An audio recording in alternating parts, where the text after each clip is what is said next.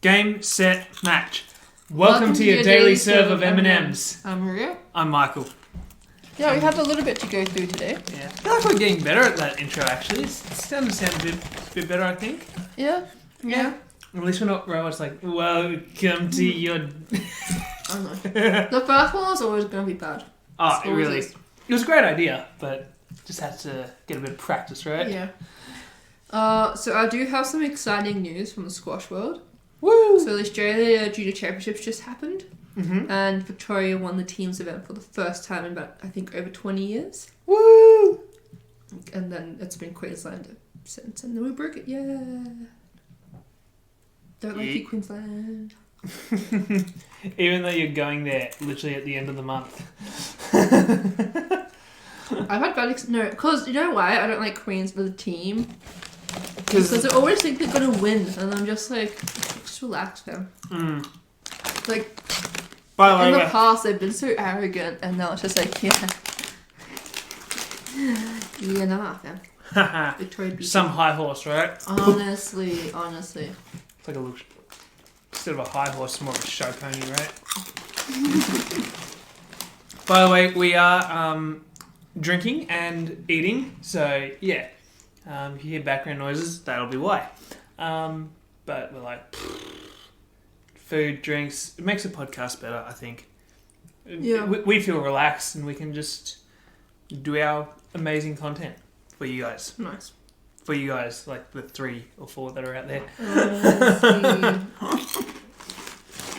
Now, I do have some netball. Yeah, what? Netball.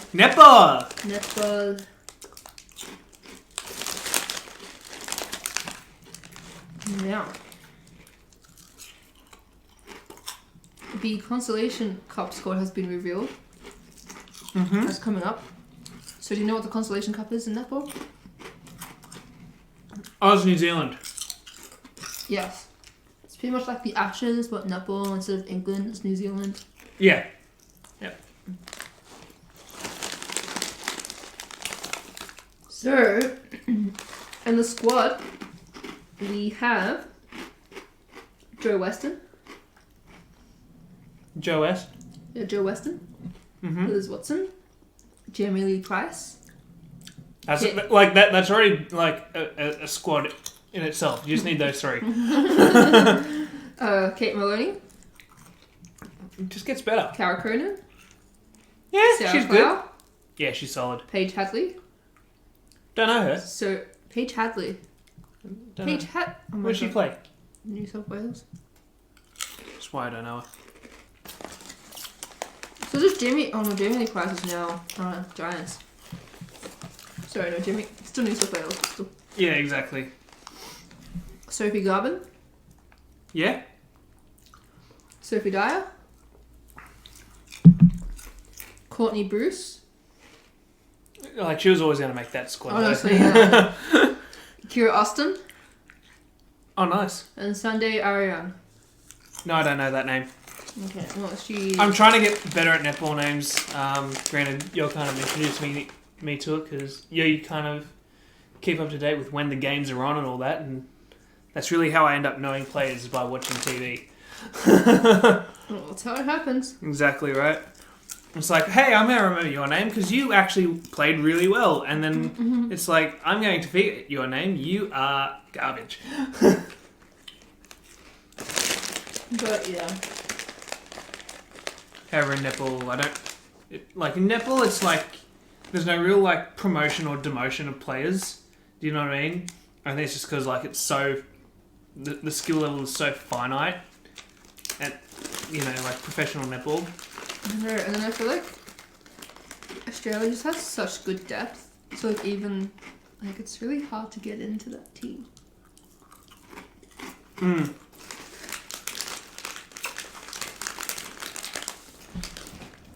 Actually, this was a thing, right? People were like, when Anthony Albanese was like, hey, if Matildas win, we get a public holiday. But then everyone's like, what about the Australian Diamonds? Like, but we do that every time. Yeah. It's not like, do you know what I'm saying? It's like, as much as, like, netball should get more recognition. But, like, we've been dominant in this field for how long? Matilda's winning a World Cup is something that's never been done before. Honestly, the amount of success Australia has had, you'd actually think netball started in Australia. Honestly. But like, do you know what I mean? Yeah.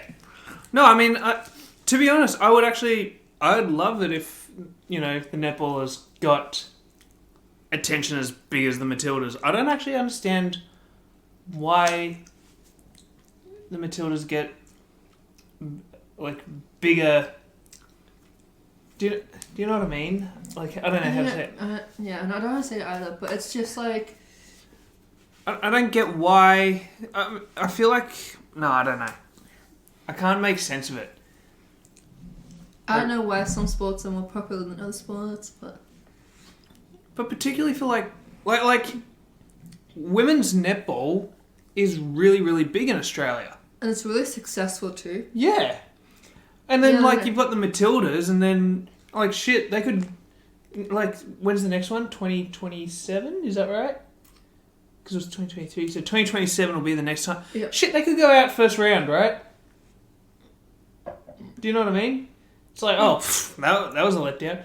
Chances are good they're probably not, because, as far as I'm aware, basically remove, Wales, England, maybe Scotland.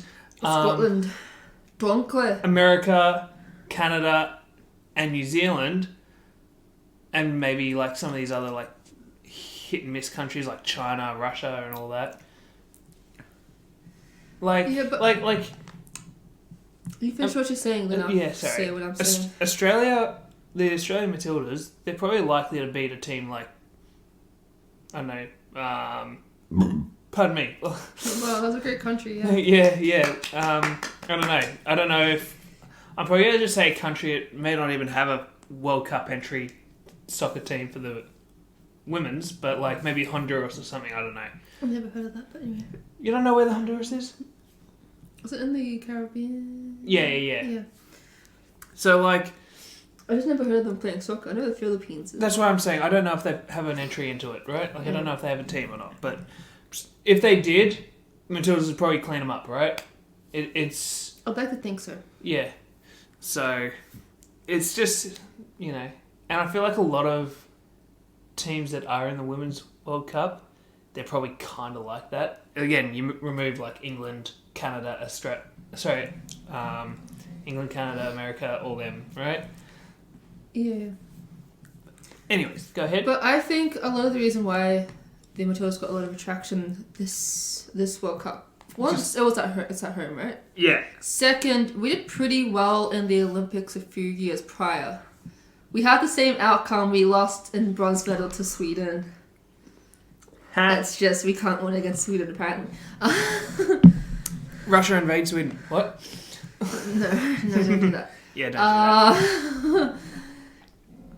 But yeah, so I feel like, I was just after the Olympic Games, I think we have a chance of the World Cup, and I think, that sort of created a little bit of hype for it. Yeah, quite likely. This is okay, we're actually doing really well. We got to the bronze medal match of the Olympics, yeah. And so, I feel like it's just and then we after that we had the World Cup in our home, Yeah, exactly. And I felt like that sort of helped create a bit of hype about it. Yeah, quite likely, and it just, I don't know, it's probably one of the pet peeves that I've had, especially with Albanese announcing all the money for the Matildas and all that. It's well, where's all the money for the netballers? Do you know? It's squash players. Yeah, really. all the female Aussie squash players, all the netballers. Where's their pay? I need a job to be able to play squash, fam. I don't get money. Yeah, exactly. I do get money, but I'm not making profit. Yeah. I pay money to fly interstate, and they get $200 back. Yeah, no. That's not covering anything. Honestly, at this point, you're really just competing for points at this point. Wow. Anyways. It's just, yeah, and it's, I just want, I don't know, it's just, it's all well and good for putting money into something, but like, how much money did the Matildas get? Like 200 million or No, that was for women's sports. women's. Sorry, that's what I meant to say. Women's programs for sports. There's 200 million, right? Yeah. How much do the Matildas get anything from the government? I'm actually not too sure, to be honest. I feel like they must have got something. I mean, shit, they got a fucking baseball field for training on. They don't even use it! They don't even use it! They bulldoze the shit out of it, and they don't use it! Oh. And you know what's even funnier? They built a secondary soccer pitch and said, that'll be the baseball ground. I'm just going to fill our audience in on this baseball ground. Okay? For all the baseball listeners who are tuning into this podcast, so...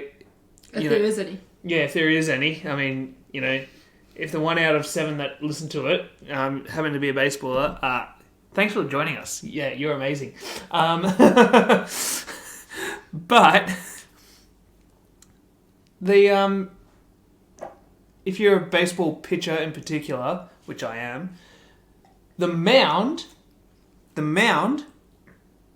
is a roll-out mound. It's not actually fixed to the field. They have to literally wheel it out and assemble it prior to the game. It's a synthetic mound, so it's all synthetic AstroTurf on it. And if you are a pitcher and you know that you wear cleats, you know that this is probably the worst mound you could possibly pitch off. It sucks shit. It's so bad. And the reason they did that is because when the baseball team's not using it, it turns into a soccer field. And if you know anything about soccer fields, they're about 100 metres long, I believe. Is that right? I don't even know. Okay, I think they're 100 metres long. Yeah, so if you play centre field at this ground... Than a squash court.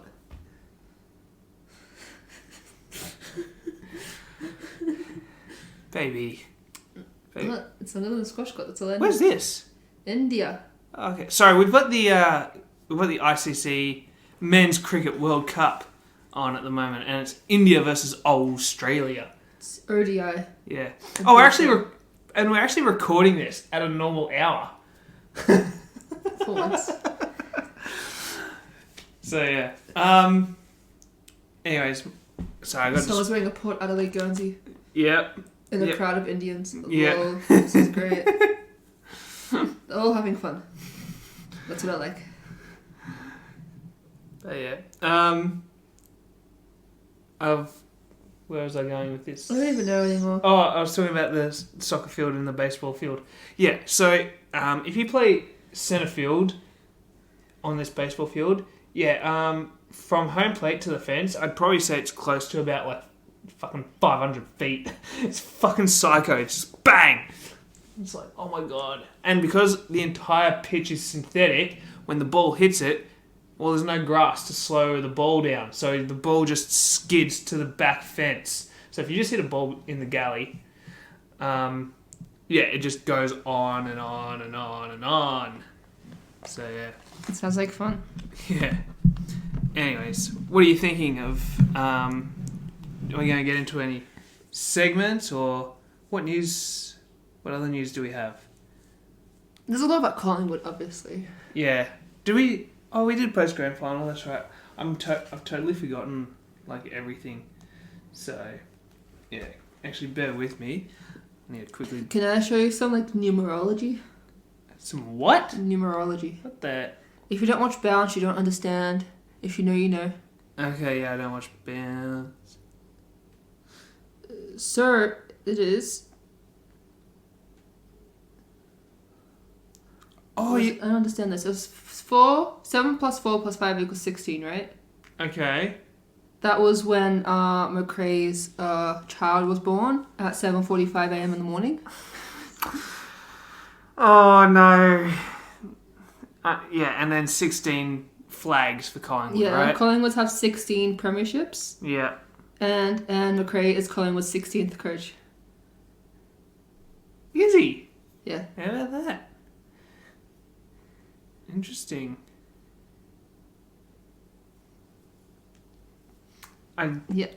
Yeah, I really don't like the fact that Collingwood won. Anyway, do you have your news to talk about? Yeah, I'm going to talk about that bloody thing. So, yeah. Obviously, Collingwood joined the 16 club with the likes of Carlton and Essendon. And being an Essendon fan, drinking from my Essendon glass, I'm really disgusted by that. So, yeah. And, oh goodness, someone just pissed on a ball. Just absolutely teed off on it. Who was it? That was Smithy, I think. Yeah. Yeah. Sorry, I'm just watching the game at the moment. And it's rolled.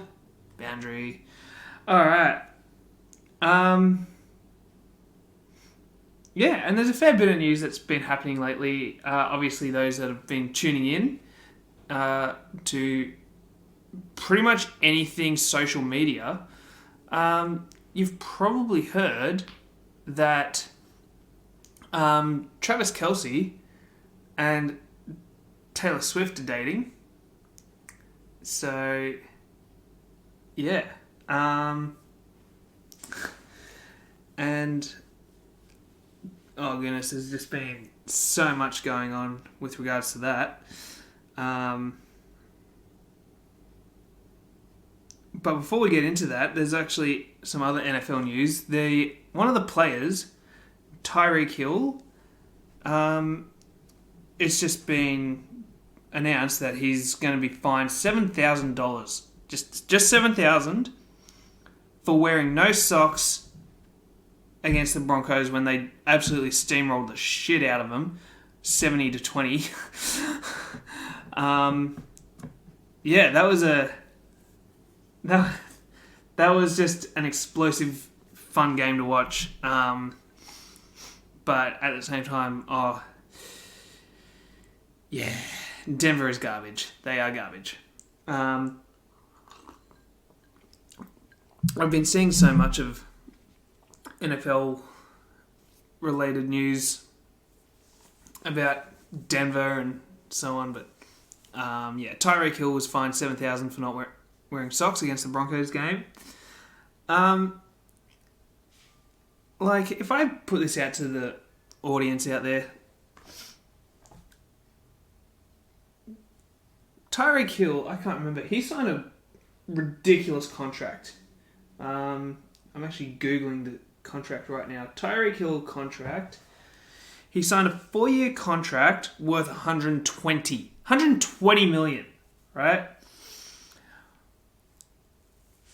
Each team in the NFL plays 17 regular season games.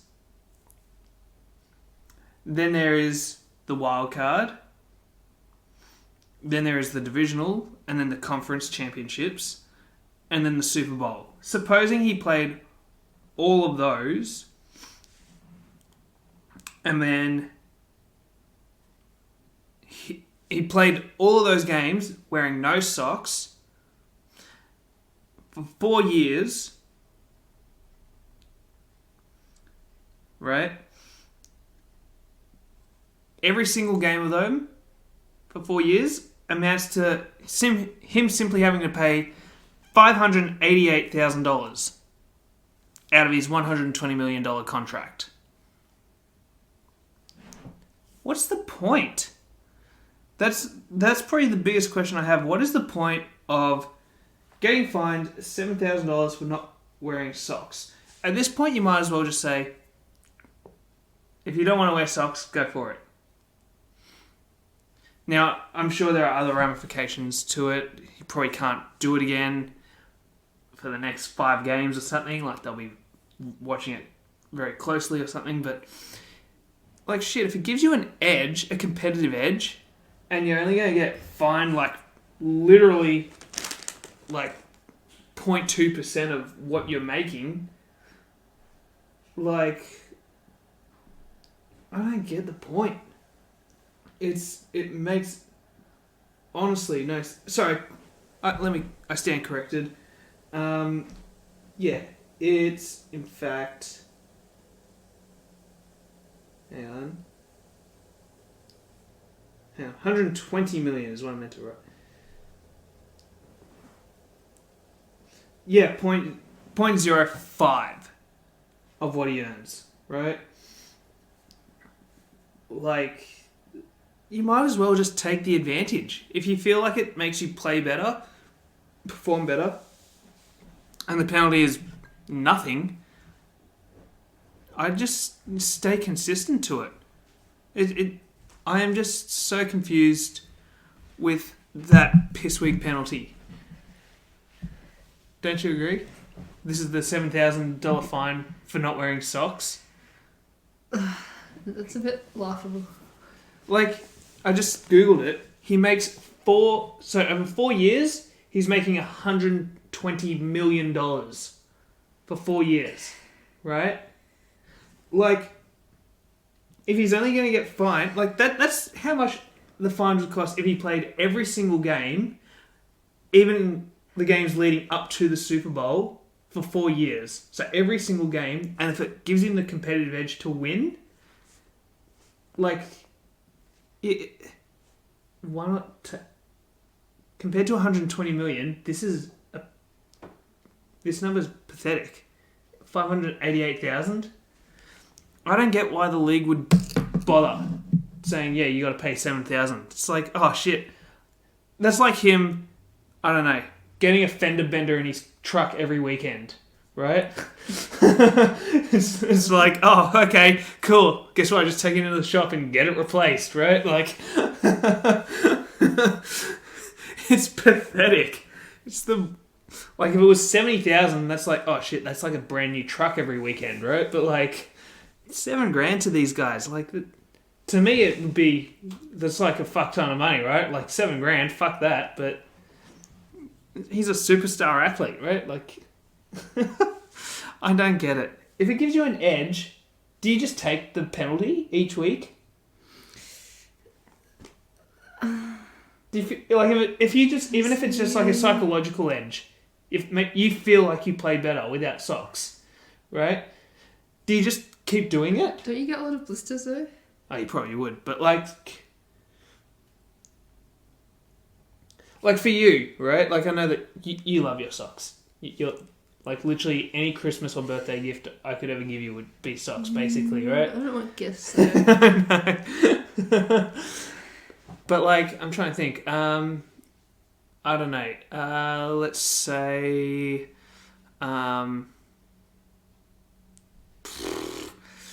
like, in terms of your athletic abilities, you're kind of a bit standard, I'd say. But What do you mean? like, you know, you don't like rub deep heat on your arms or anything before a game or anything like that. Do you know what I mean? I have my set routines though. Yeah, exactly. But like, your set routines are just, it's just like a warm up type related thing, right? And in between points.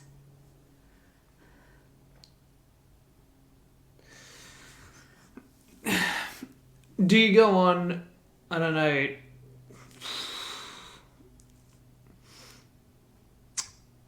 oh, no, actually, there's a good one for squash. You know how you say, like, if anything of your personal items fall on the court, you lose the point? Yeah. Suppose, just hypothetically, you had a bracelet and you found it to be like a good luck bracelet or something, right? Yeah? You see where I'm going with If it this? falls and it's match point, you fucked. Okay, but suppose it's not you, just another player. And suppose that there is actually a penalty for wearing bracelets. Now, the penalty doesn't cost you points or anything. It just simply costs you money, right?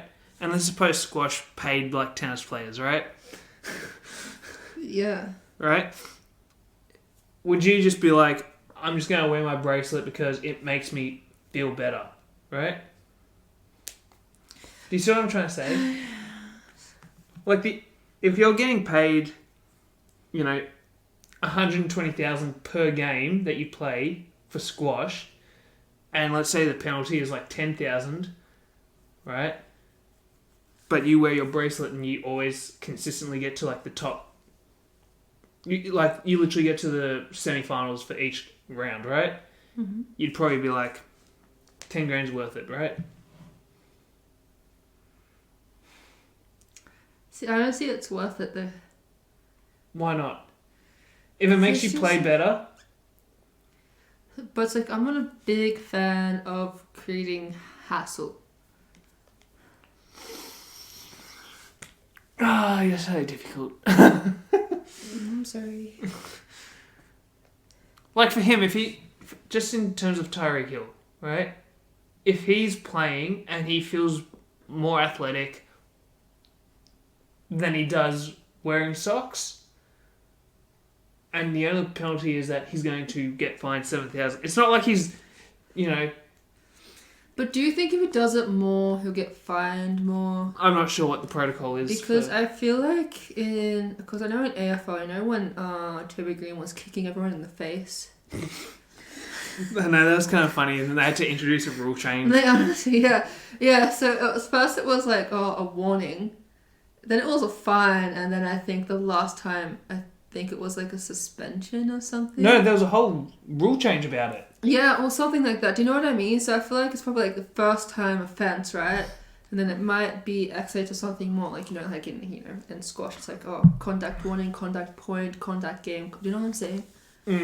I feel like it's probably just like a warning, and then maybe if he does it again, then there'll be something more. Do you know what I'm saying? I suppose so, yeah. And also, just don't kick people in the face. It's not great. I actually, it's funny, like, I kind of get it. Like, I almost sort of didn't actually mind Toby Green's athletic ability for doing that. If that, like, I don't really remember him actually ever kicking someone in the face, but I do remember he used... I know, because the first time I did it was with Dalhouse. I remember it so well. I think... He got Dalhouse in the face. Yeah, that was the first time, and nothing Yeah. was happening. It was just a warning. I was like, are you kidding me? You kick my player in the face? And you get, nah fam. We're having a fight. Sorry. Was this before or after... Sorry, did you establish your hatred for GWS before or after this incident? I don't even know. It was really long before. Long before. No, I think my hate for GWS came from the name the Greater Western. Every time we played each other, I was like, that's awful. That's an awful name. I don't want this ever. No. Like, why? No. Oh, that felt good. I remember him doing it a lot of the time to players where he would extend his leg and it would catch them like in their stomach. Now, I actually didn't mind that, but I would have liked it maybe a bit more from like a blocking type of perspective, but like he was really trying to like almost push off and extend off the player. Do you know what I mean? And I feel like that certainly should be a penalty. But I feel like if he was actually to extend his leg and then the player runs into an extended leg, that's on the player. Yeah, but I think he did it on purpose. Yeah, and I would actually...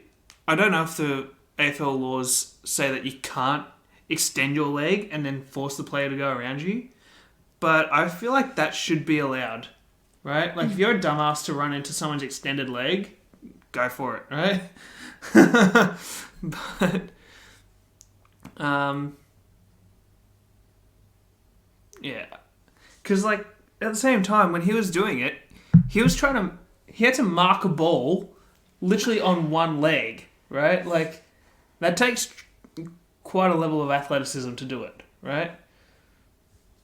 But yeah, I'm not really a fan of Toby Green with the whole eye gouging thing as well. That was a bit dickish. Oh yeah, Toby Green's just he's a character. Yeah. Yeah. He's a character. I wouldn't say he's a character. He's a bit of a loose cannon, if anything, right? No, but I remember, this is... You know what's weird? This is off topic, but I remember when his dad assaulted a police woman, and it was all they talk about. I was like, but this has nothing to do with Toby Green. Yes, they're related, but like, I don't understand why you have to say, hey, Toby Green's dad. It's like, no, that's not necessary, fam. Yeah, it's like It's like when they say, it's like Taylor Swift's boyfriend. Blah, blah, blah, blah. Yeah. Do you know what I'm saying? Don't do that. It's like, especially, you can say it, but especially when Selena Gomez was dating Justin Bieber, her title would be Justin Bieber's girlfriend, Selena Gomez. It's like, don't do that. Don't do it. That's a pet peeve of mine in journalism. Don't do it. but yeah, like, even on the news, there was a couple of weeks ago that Tony Libber, he was in the news because he like pushed like some AEC worker around or something, because like he got to the polling place like as the clock ran out, sort of thing, like they were shutting up, sort of thing. And she's like, Tony or Tom? Tony. Okay, so the father. Yeah, father. Sometimes I feel like you might get confused. So I'm just like, I'm not No, sure. no, it was the father, yeah. And I think it's just because, like, you know, he's a bit of an older gent, and he was like, oh, yeah, crap, I got to do this stupid voting thing. But yeah. I remember when we had to vote for same-sex marriage, they sent us an envelope. I really don't remember doing that. You don't? Oh, wait, when did that happen? Oh, a few years ago. Oh, shit. I might have been in the US at that point. Maybe. Yeah, because I think I just started uni. So you must So if you were 18, then I probably should have been... I was like 18, 19, whatever. Yeah, I probably would have been... I certainly would have been eligible to vote at that point. But yeah, I must have been over in the US at that point. Yeah, So, but like for that referendum, they sent it us in the mail, and then we had to post it. And I'm just like, why didn't they do the same thing for anyway? But like as many times, but do you know what I'm saying? It just seems more reasonable. What? What are you talking about? What like wait, reasonable? What? I've got no idea what you're talking about. Are you talking about voting and stuff? Yeah, for like, you know, for like a yes or no referendum, just send it to me. I'll put down my answer and I'll put it into the you know, what do you call into it? the rubbish. Yeah, No, same. not That's the- what no. I'd do. No, not the rubbish, not the rubbish, but like I put it into like the post office bin kind of thing, whatever you call it. You know what I'm saying? You know what I hate? At each election, they always change the venue of where the like voting / referendum stuff is. Really? Yeah. I just had to go to my old primary school. Oh, okay. Apart from like primary schools, but they only do them on the day, I believe, like the day of like elections and stuff. Like there's no early voting. Like the early voting in particular, it always changes. At least that's what I find out where we live. So I've never noticed. yeah. I hate how like we have like the what's it like the not state election, what do you call it? National? Federal? Federal. I'm dumb. You know, like you had the federal election, then you have this like page that's like 20 meters long, and you have to number it from like 1 to 6. Yeah. It's like 50,000 candidates, but you had to pick your top 6, fam. Yeah, you have your what were they? The primary and then the secondary. I'm just like, there should It's be like a you're limit. voting for the parties, and then There it's like should be a limit. There should be a limit. There should be a way to elect who can, you know, get voted on. And then like, because why is there like 20,000 people on my page? Like I can't be bothered reading all of this. What I don't understand it's is like when you open it, when you have a book and you see it's over 1,000 pages and just like, do I really want to read this anymore? Probably not. No, that's what it's like having a federal election, because you have like 50,000 candidates on one page. And it's like, why? And then you know you always have the people like, oh, the cannabis party because they're trying to legalize drugs, man. Yeah. And then you have all these other parties, the Catholic party or whatever, the Christian party, the farmers, and then you have like the animal rights activists, and I'm just like, look, I know your name is self-explanatory, but what else do you believe in? Do you know what I'm saying? Oh, the climate action, and I'm just like, I can't. Like, just stop. Stop. I really do. The Socialist Party. Do you have the Socialist Party on yours? We do. Yeah. Melton. I don't know. I don't care anymore. Anyways, we're Okay, getting off. sorry, we're what so were off we even topic. talking about? I don't even know anymore. Oh really? Oh, we were talking about how Tony Libber was going to the voting.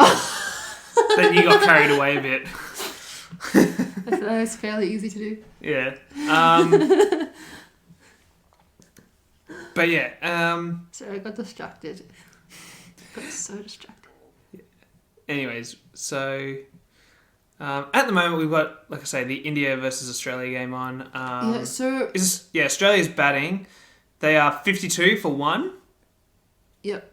Is that how you say it? Like 52 runs for 1 out. okay, but if you didn't want to say runs and outs, you just say 52 to 52 It depends for 1. what side of the country you're in. Oh, so sorry, what side of the... But if you say... It depends what country you're in. So in England, it's outs, then runs. So it'd be 1 for 52. But because we're in India, it's 52 for 1. Bloody hell, England, why do you have to fucking ruin everything?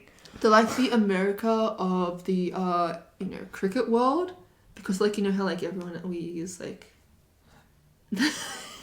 What's it called, the metric system? Yeah. They use an imperial system over America. That's what it's like in cricket with England. They have outs first, then runs. Everyone else has runs, then outs. Anyways, Yeah.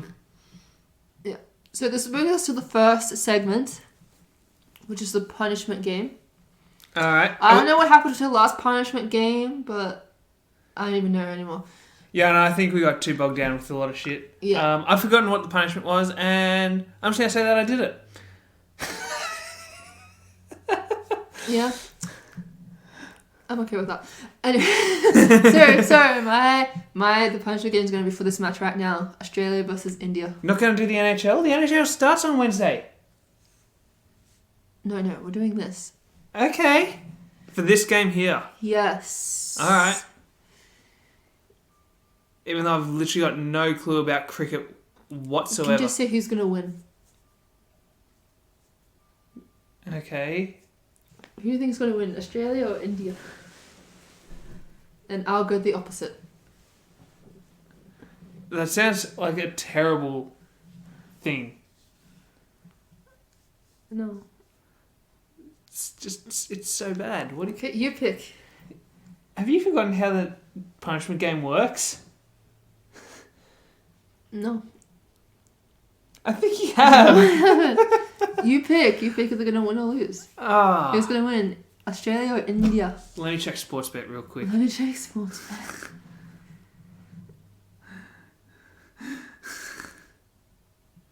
Whoa. Sportsbet has had an update. Look at that. It's like all different now.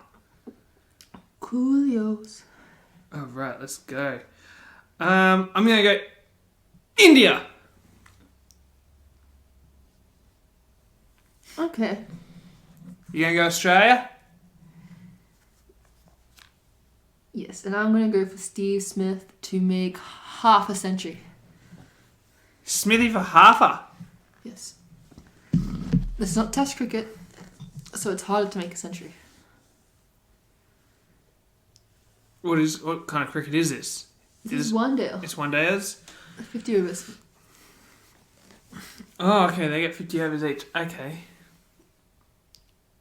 Right, 12 overs.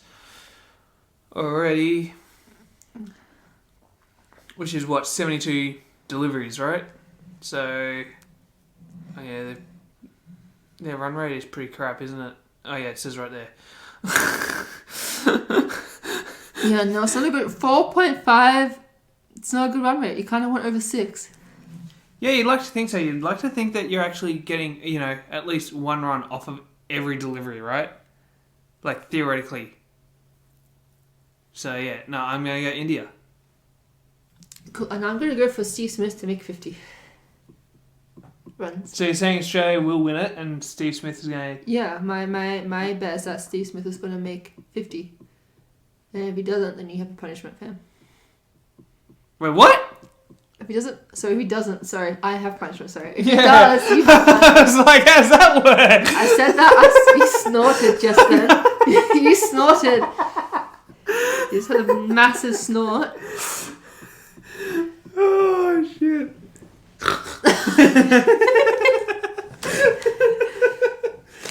Oh, Yeah, so if he makes a century, you have a punishment. You have to do... Let me see. Those are chips, by the way. So, you have to do 20 burpees, but with tuck jumps. So, as I do the up, like the jumping part of it, it's a tuck jump. Yep. Okay. That's actually not that bad. Okay, fine, I'll change it. Okay. But no, but like at the same time, Smith's already at 26, so he has to just simply get 24, which is literally just 4 sixes. Yeah, but at the same time, did you see the Stars lose that match? Oh no, sorry, he's at 28. I was reading Warner before. Warner before. Warner, yeah, he's very unpredictable. That doesn't well. Oh yeah, no, he's either a gun or he's just. I know. He's a fucking There's duck. no in between with Yeah. Warner. It's hard to choose. I was like, are you gonna have a good form day? I feel or like are it's you also not? the same with Labuschagne as well. Like At least he's a bit better. Like, yeah, a bit, he's probably a bit more yeah, consistent, he but probably has he's still more better days. he's got more better days than he does have off days. But like he's kind of the same. He's either really really solid or he's a duck. I feel like I'm a David Warner. Sorry. I feel like I'm a David Warner. That's me. I'm not gonna lie about it. I think. Yeah. You agree? Mm. Yeah, no, I probably do. Yeah, I have really good days. I have really shit days. I know. At the same time, the last few games that you've played for PSA, you've been a little bit better prepared in terms of like mentally prepared, physically prepared. I feel like so. I think there's definitely a level of progress that you are making. But at the same time, when I have been watching you like hitting with other players or training and stuff, I'm always like, oh shit, you're doing old habits again. What are you doing? Like, you know, the other night when I watched you in in-house and I'm like, oh no, you're walking away from the serve now. Do you know what I mean? Like, you know, when you first got... when Rex was telling you to like press up and take the serve on, sort of thing. But sometimes the serve is so low, I can't press up. Yeah, I know, I get you. And sometimes it's so high that pressing up is counterproductive. Yeah, So, it's no like, I get it, but like there are definitely times when you're sort of going back, and I'm like, why are you going back? Because then you hit like the tin and stuff, and I'm like, that was your fault. But I feel like it's also like type of play. Like for me, I feel like my backhand lob serve is looking more consistent. It's my forehand lob serve. That's 50. It's 50-50. I either hit it like really nice, or otherwise actually no. I'd probably say it's more like it's 50-50 in to out, and then like the 50 that are in, I'd probably say it's like a whole like 30-70. 30 are really good, and then 70% of them are just short and shitty. Yeah, so what's your punishment for me if India wins? If India win, which is what is likely to happen, thanks to Sportsbet, I will just make you do... I'll just go with... Has 15 court sprints. Up and back one? No, one down is just one. So I'll actually round it up to 16. Up and back is 2. Yeah. So I'll go 16 instead. Okay. Is that good? Mm. Yeah? Mm. What was your punishment for Smithy to get 50? I kind of want to change it. What do you want to change it? To a 5k run. Oh, that'd be easy. But I'll take it. I mean, shit, he's already at 30. Mm. Yeah? Yeah? You still believe he's going to get to 50? Then I guess I'm off for a 5k run. Mm. I have my doubts. It's one day. So what are you thinking? Do you want to lock it all in? Oh, notice I have to do 5k, right? Okay. I have to do it on a treadmill, though. Does that mean I have to do mine on a treadmill? No, I just prefer treadmill, so at least I can watch Reddit stories. Because that keeps my brain. Otherwise, no, that's fair enough. Otherwise, the run's really boring for me. Yeah. No, that's fair enough. I'm just, yeah. I feel like and so I actually know if I've run fast, so I can send you a picture. Yeah. I feel like for me, I'm probably like the weirdest person around because I can't do any sort of working out to music or anything else. If I work out, my ears need to be exposed to like the surrounding. I don't know why, but I just can't do it with music. No, that's boring to me. That doesn't stimulate my brain. It's moments like these where I feel like I have ADHD. You know what I'm saying? One time I literally listened to a recorded lecture for my class on the treadmill. Cause I'm like, I need to watch something. I can't do that. I honestly couldn't. I would honestly be so bored, I'd be like, get this fucking thing off my head. I'm being productive. I'm exercising and learning at the same time. Anyways. So, that's our first segment done. Yeah. I think before you move on to our next segment, should we talk about the biggest news of all? Which is? Travis Kelce and Taylor Swift. Oh, yeah. Alright. There's a lot of memes about that on the internet. I know, there's some really good ones. Have you seen the meme? It's more like a video meme, but like, you know, Taylor Swift fans are telling their like partners who are football fans saying, oh, isn't it great that Taylor Swift put Travis Kelce on the map? And just like taking the piss. That is shocking. I know, and then I feel like men with their fragile egos has sort of like, oh no, it's Travis Kelce that did that. I was like, are you kidding me right now? That was a joke. Take the joke.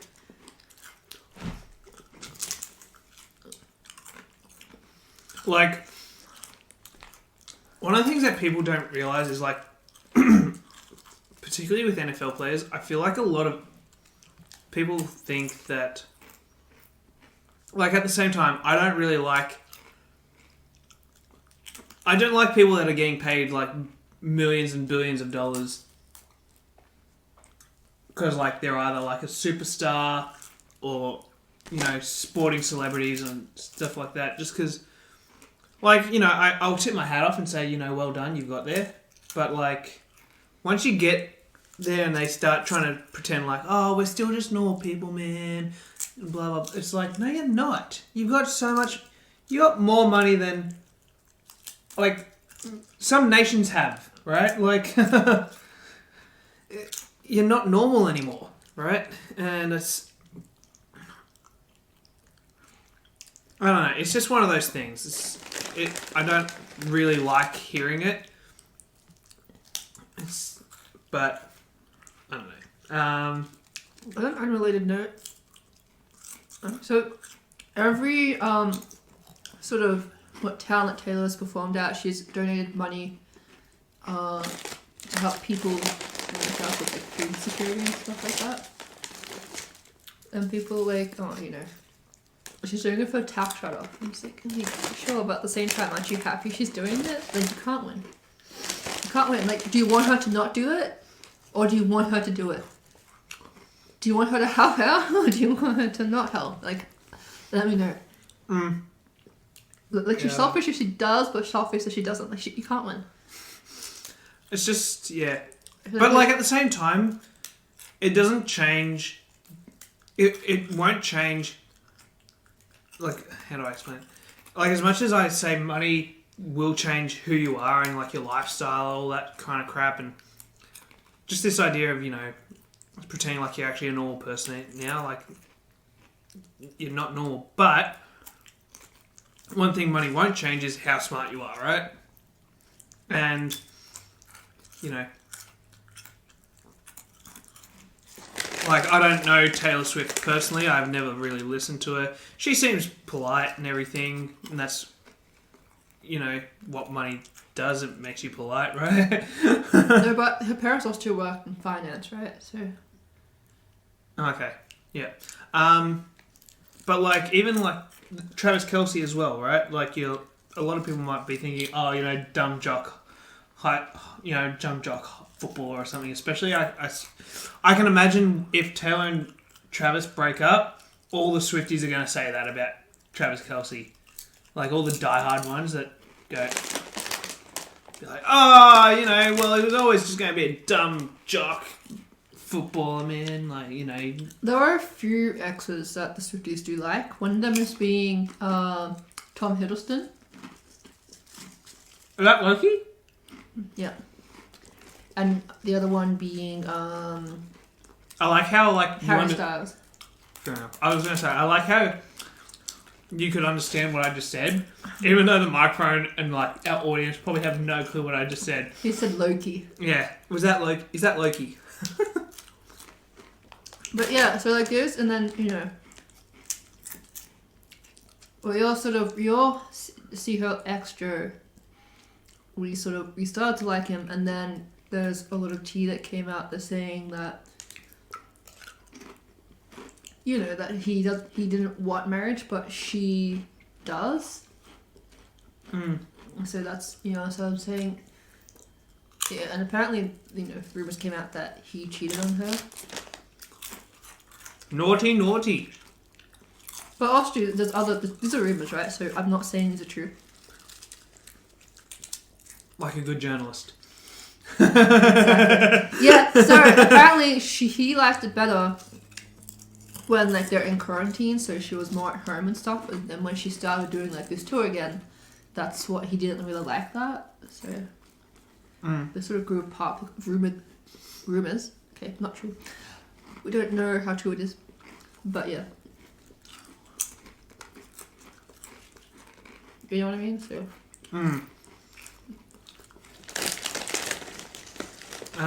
But I can't imagine not wanting to watch your partner be successful, right? I feel like.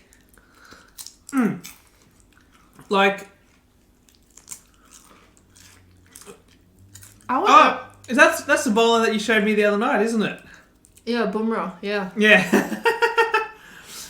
With his hallway style of bowling. Yeah. I was funny because I just looked up and I was like, hey, they look like and I was like, oh, wait, yeah, this could be it. It is it. Yeah. Yeah, so,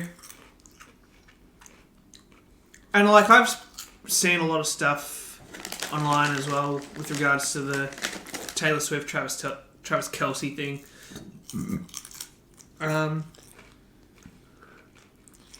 I think I sent you one too on Instagram.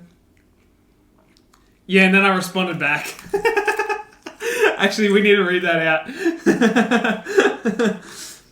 Let's see. Oh, yeah. Was it? No. No, I didn't send one back. That's the one I sent. Yeah, no, keep going. Oh, this one. Yeah. You sent it. I didn't send it. Yeah, I sent it. So it was from ESPN's NFL Instagram page, and it had the picture of Patrick Mahomes, the quarterback for the Chiefs, and then Zach Wilson, the backup quarterback, but he's kind of the starting quarterback. Now for the New York Jets, and there's a quote in there that says, because prior to that Chiefs game, Zach Wilson nearly always wears a headband, and in the Chiefs game that he played, he didn't wear a headband. And then the caption is, it's Zach Wilson's headbandless villain era, and I'm here for it for the time being. And then I said, villain? Don't they mean anti-hero? Oh, sorry, I am amazing. Yeah, so you have the pictures of Taylor Swift, right, at the games. Yeah. Like holding her alcoholic drink or whatever. And then so the Western Bulldogs shop where they sell their merchandise, right? Mm-hmm. It says when you hear Bulldog shop is having a sale. And you have when the AFL and VFL player issue guernseys. Now to 70% off apparel. A new indoor field. That's great. I was like, yes. What I like is that, there's memes that come from celebrities and they become trends, and then, all of the businesses get onto that. Mm. And speaking of businesses, the NFL is absolutely in love with the whole Taylor Swift, Travis Kelce thing. I don't blame them. And There's there's been a few takes on this as well that I've watched online. There's actually the Kelsey podcast. So I don't know what it's actually called, but like there's Travis Kelce, who we all know, and then he's got a brother who plays for the Philadelphia Eagles, and have they played against each other? Yeah, they played against each other in the Super Bowl. Oh, okay. Yeah. Because then we have the Mackay brothers in AFL that never they haven't played each other yeah. if someone gets injured miraculously. Anyways. I know, that's a great one. So now you got my head thinking, because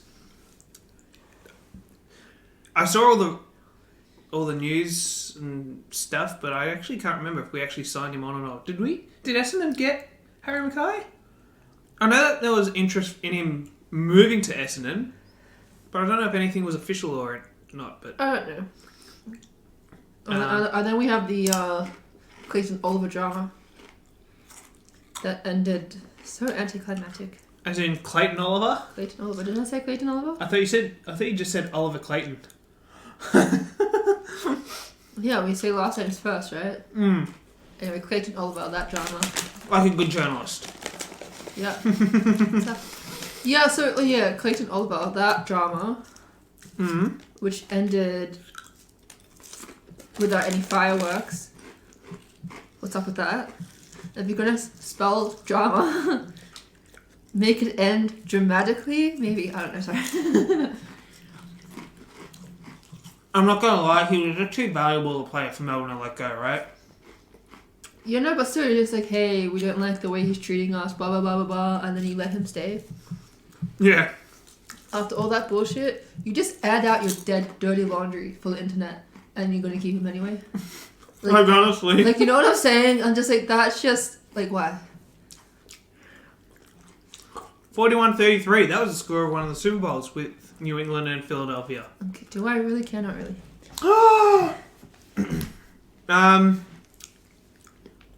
So yeah, anyways.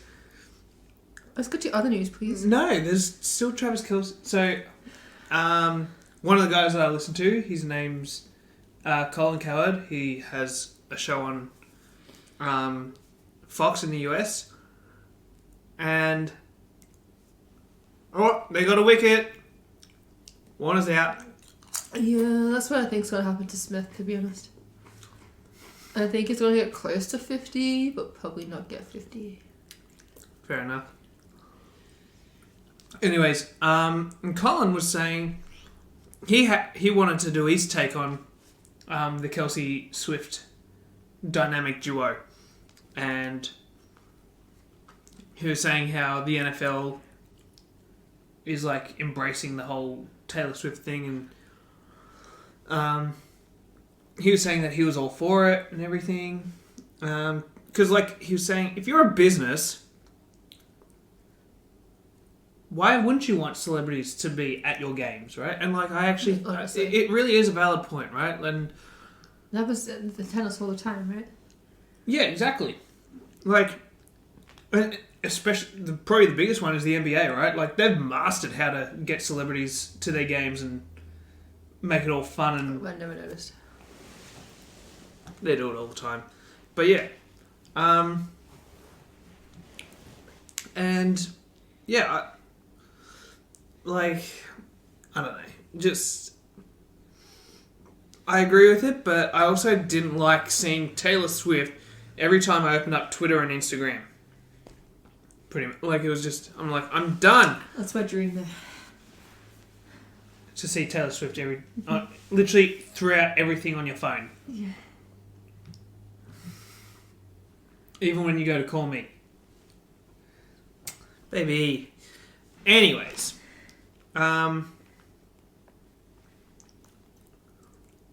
I like how Taylor Swift. Do you know what I love?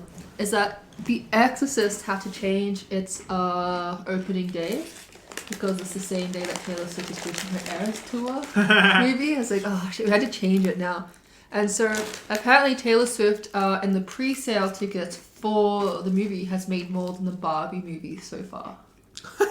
like this is how much of a superstar she is right now. She's at the top of her career right now. But yeah, That's how much of a. But then the funny thing was Kelsey. So yeah, Travis and I feel like it's Jason Kelsey. I was like, I know it starts with a J, but I'm coming up with like John and stuff, and I'm like, no, it's not quite right. Jason Kelsey, that's his brother. Sorry. That was awful by Labashane. Let's be honest. Can we just watch this again? No, that's the that's the Wicket. That wasn't that, but.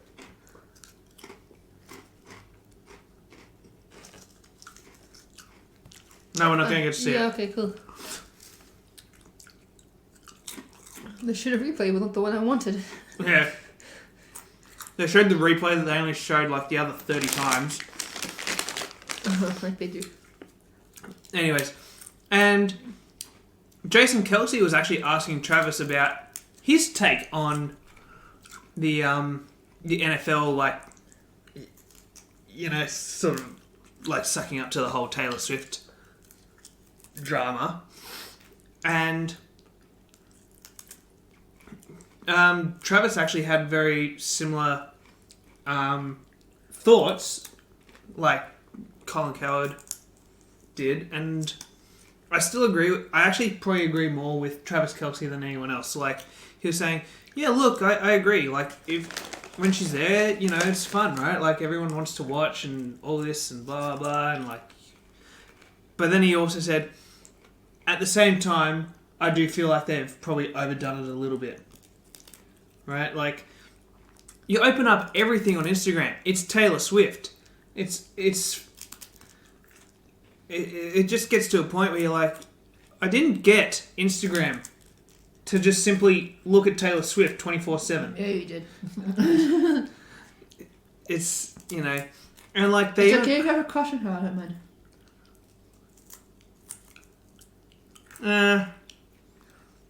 Well, she loses a little bit of the hype maybe, but for now, no. I couldn't be in the same spotlight. Too much attention. Too much. But the let me get rid of that. But like the NFL also put on their thing, they said the Chiefs are 2-0 when Taylor's in the house or something like that. It's just like they really sort of rubbed it on a little thick, and That's true, though. it is true, but like shit, you know, I've seen one Chicago Bears game this season and they won. Does that mean every time I tune in to watch the Chicago Bears they're going to win? Obviously, yeah. Like, They might win the Super Bowl this year if you keep watching the games. yeah, exactly, right? Like, it's just stupid.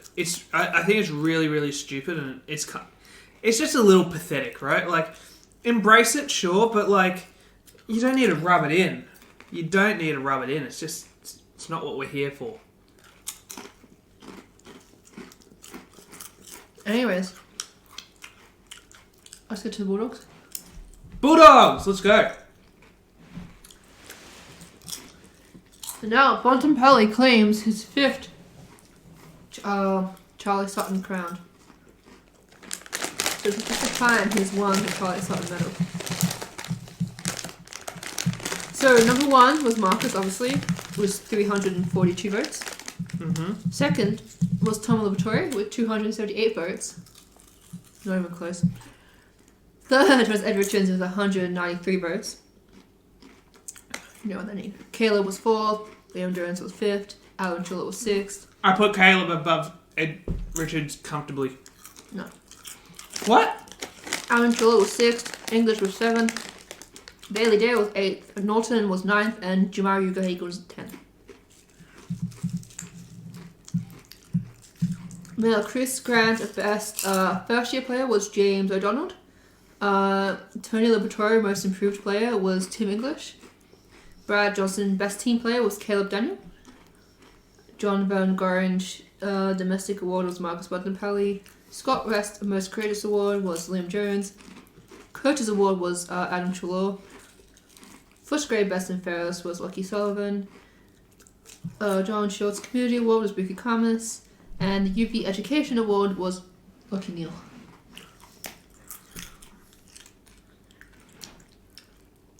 And on top of that, Aaron Norton signed on for 8 years.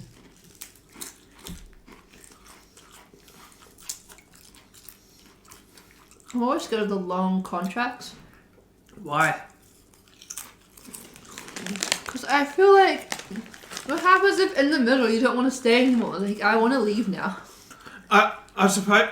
I kind of agree with you, but with the long contracts, for me, it's like... It's more or less a thing of, are you still going to be good in 8 years? That too. Now, granted, it's technically a 5-year... No. No? It's an 8-year contract. Why don't we say that? Because it's not supposed to be. Alright. Yeah, so it's an 8-year contract. And it's just like, you know, Aaron Norton might want to move at some point. Because he is from Western Australia, right? Mm-hmm. So, like, I feel there's going to be some point, you know, especially as his parents get older, he probably wants to move back so he can spend more time with them. Stuff like that. You know, Bulldogs could get sick of him. You know what I'm saying? I feel like he might not be good enough anymore. Do you know what I'm saying? There's so many... Alright, cool, work out perfectly fine. I know, you don't really want the contract to hit the salary cap too hard as well, right? Like, because do we know how much he signed for over the 8 years? No idea. Okay. But yeah. Anyways, let's get on to the Collingwood news. I mean, I personally probably wouldn't have taken Aaron Norton for 8 years, because I don't really think he's as much of a superstar as people think. I would, if it were me, granted he is a midfielder, but I'd probably be looking at getting like Caleb Daniel and extensions big time. Yeah. I think this year he had a phenomenal season, and even in the last few years, he's been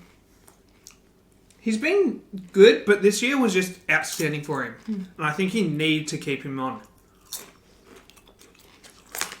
Again, the only disadvantage is he's only about 3 foot tall. He's the same height as me, fam. Yeah, so he's about 3 foot tall. No. I know. Let's get to some Collingwood business. Now, Collingwood's lost 2 premierships. The number 10 won the Norm Smith medal, which is with his Pendles, in 2010. Number 23 was Bobby Hill, wins the Norm Smith in 2023. Numbers.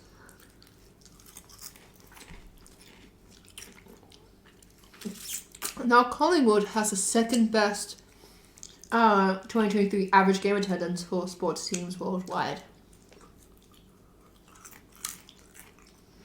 I know, that's pretty crazy.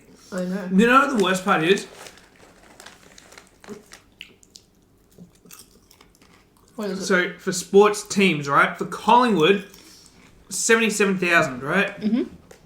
That's like, you take the MCG, 3/4 of it will be Collingwood. That's kind of fucked.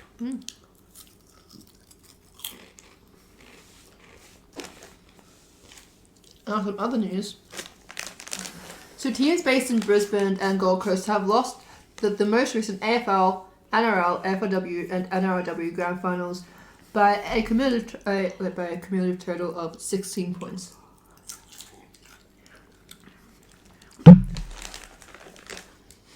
Not doing too well.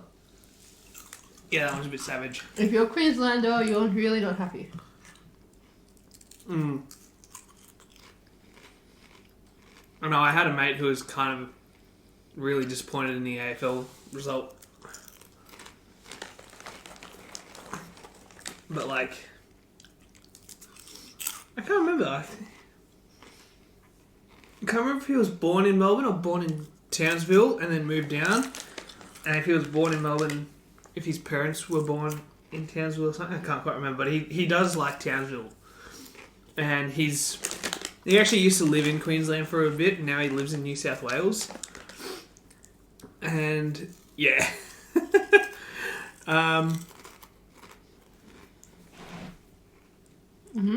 Yeah, so he's kind of a bit of a fan for the Brisbane team. Nice. So at the height of the Clayton Oliver drama. Yeah. Right, so there was who can make a deal. So it was trade options for Clayton Oliver, right? Yeah. So for West Coast, it was own top 25 picks, 9, 21 and 24. Plus Shane McAdam and for a trade to Melbourne. For Essendon, it was own pick 8, have cap space, still in Victoria. We have a lot of cap space. So Cats, own pick 7, clear midfield needed, still in Victoria. Saints, that guy's still in Victoria is like the great part. Anyway, Saints may have 2 top 15 picks, depending on stuff, and already chasing a mid. Know what I'm saying? And then Sydney is cap space freed up with Buddy exit, weakness in midfield. Okay, so that was that. And then we had this other drama saying he felt that the club mishandled his injury. The club felt he wasn't professional enough with his rehab. Yeah, that's because I remember. All right, that's where I heard it. And now he's staying in Melbourne. And still in Victoria. Yeah. You know what I'm saying? It was like you made all this drama for what? Honestly, like, a payday? Like, come on. At the same time, like, well, because did he actually sign a contract with Melbourne, or have they just said no, we're going to keep him? I think maybe, yeah. So he's still technically open to trades and stuff if he hasn't signed a contract. I'm not too sure, to be honest. Yeah. Anyways, I don't know, but yeah. But yeah, let's go through the draft picks before the trade period. Yes! I want to go through this. So, even though the draft is like a whole, like, fucking 6 months away. I know. Actually, when would... Draft is like... Isn't it late Jan, is that right? Or is it late Feb? It's one of the two. Anyway, so the Crows. They have picked 9, 21 and 24. It's not that great. Lions at 27, 46, 56, and 62. I think for them, it's just getting defensive personnel. Otherwise... For Carlton at 16, 65 and 73. Oh, that's shit. Nah. Write them off. For Collingwood, it's 18, 36 and 75. I don't know how picks works, to be honest, but... Yeah. Well, so naturally the number 1 will go to the team that's on the... West Coast. Like Yeah, the Wooden Spooners, and then know. the teams that win... They get 18, but like that's how it ends up being by default. But then, if you make trades, it'll be like we'll trade a player. No, I'm talking about before trades. Like, I know the number 1 goes to the team that finished last. It's like, here, we'll help you out a little bit. Yeah, exactly. But it's like, but like you may even find I don't know if it works the same with AFL, but certainly in the NFL, if you say, oh, well, we'll give you this player plus a 2025 first round pick, right? And you make this, say, in 2023, by the time the 2025 draft rolls around, if you still suck in 2024, you've basically just given someone the number one pick. If that makes sense. Mm-hmm. Right? But if you're really, really good in 2024, then you basically just gave them the very last pick of the draft. But not like you care. So the draft in itself is, especially the NFL, is actually like a whole business in itself. It's crazy how demanding of a job it is. Yeah. So Essendon has 8, 28, 47, and 68. I like Essendon's. I wish we had at least one more pick in the draft, but I'll take 4. I think you need a minimum of 4, right? Dockers have 22, 41, and 55, and 59. Yeah. Geelong has 7. And that's it. Yeah, that's not a very good draft. Gold Coast have 4, 29, 35, 43, 48, 57, 61, 66, and 69. Did they get an assistance package like North Melbourne? It looks like they got more assistants than North Melbourne did, fam. Honestly. How many picks is it? Yeah. It's 2, 4, 6... There's 9 picks! 9 picks! Yeah, they want all them all, right? Gotta catch them all. It's Pokemon now. Honestly, you could pretty much get maybe, I don't know, you could maybe make 2 or 3 of those picks go to other clubs and get players for them. Like, actually competent players. Yeah, so GWS got 6, 15, 54, 72, and 74. Hawthorn got 3, 30, and 49. Yeah, that's garbage. Melbourne got 5, 13, 25, and 33. Wait, what? 5, 13, 25, and 33. Shit. So they got... Yeah, okay. So yeah, Melbourne got Pretty good. someone else's first round pick for this year. So it is very similar to the NFL with regards to first rounders. So That's actually good for Melbourne. Melbourne might actually make good use of that. North Melbourne, with their assistance package, got 2, 14, 19, 40, 52, and 60. They should trade with Gold Coast, honestly. Port Adelaide got 38, 44, and 71. Tigers got 26, 45, and 63. Saints got 12, 32, and 51. The Swans got 11, 23, 31, 42, and 50. That's actually not bad. West Coast obviously got number 1. Okay, 20, 34, 39, 53, and 58. And Bulldogs got 10, 17, 37, 64, 67, and 70. Mm-hmm. Wait, what did you... Sorry, wait. You guys... Yeah, you guys actually have a pretty good draft, actually. So... Yeah. And I feel like I've sort of been saying it a fair bit, but like with Bevo and his...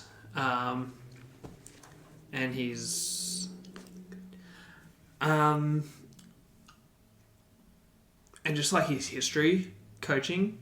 Yep. Like for me, I don't know what the Bulldogs have planned, but like for me, if I were running, I don't know, do you guys actually have GMs? Is that actually a thing? Like general managers? I actually don't know. Because I know the NFL has general managers, and yeah, if I was the general manager equivalent... We're presidents of clubs. Okay, so... I'm not sure if that's... It's probably not quite the same. We don't have owners, no. We're non-profit. We're not like NFL teams. Mm. We have to buy it.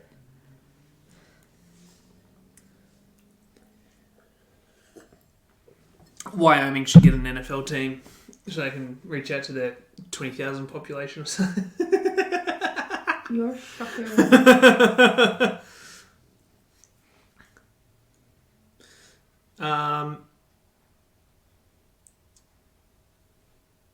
Oh my goodness, sorry. Just all these referendum commercials. Goodness gracious. Anyways. Yeah, if I was running the Bulldogs, I know that you love Bevo because he took you to one premiership, right? Yeah, his coach has taken us to most grand finals. Okay. It's taken us to 50% of our grand finals. What? We've only been in 4 grand finals. Yeah, okay. It's still a 50% strike rate, which is better than Collingwood.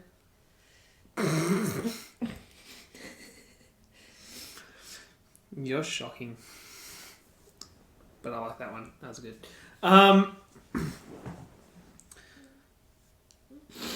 Okay, he took you to 2 grand finals. Take away those 2 seasons. What has he done? One more preliminary finals. No, I'm joking. Actually, I don't know. Yeah, we're so bad at preliminary finals. I don't understand. It's like we're the collywobbles of preliminary finals.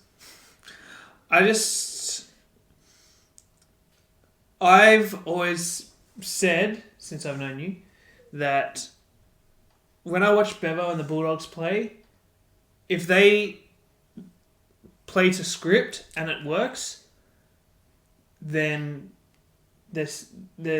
pretty much set to win, right? But if the script doesn't work, they're screwed, right? Bevo is, I've always said this, is really, really, I feel like he's really bad at halftime adjustments.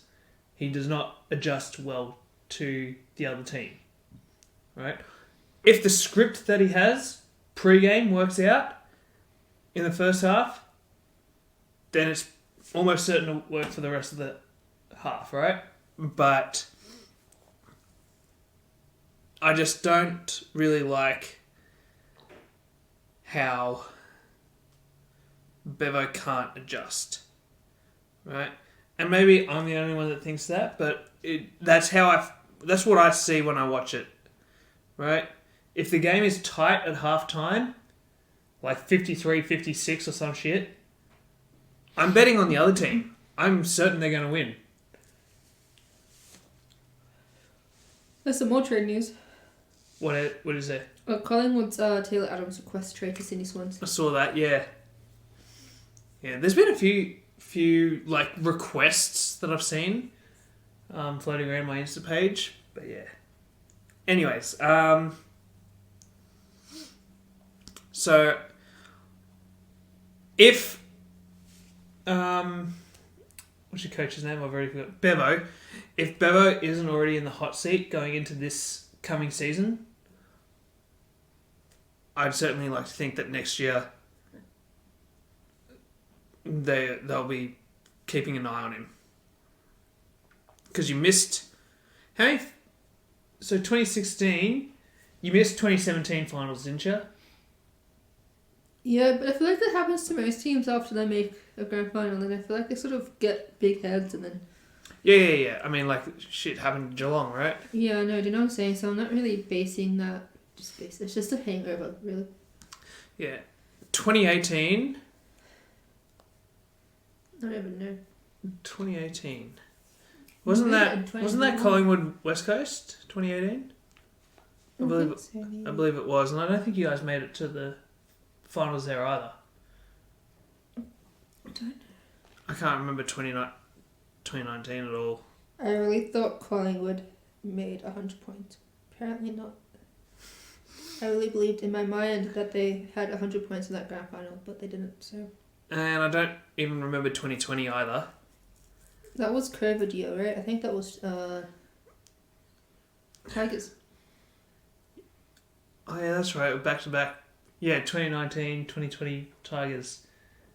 Yeah. I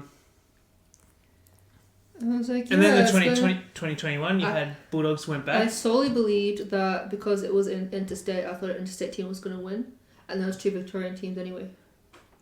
Yeah. What's home game advantage then, fam? Yeah, exactly. What is home game advantage? Honestly. If 2 Victorian teams were in the grand final, 2020. And not in Victoria. Honestly. Yeah. Bear with me. I want to look up 2018 AFL Grand Final. Actually, better yet, 2018 AFL Finals.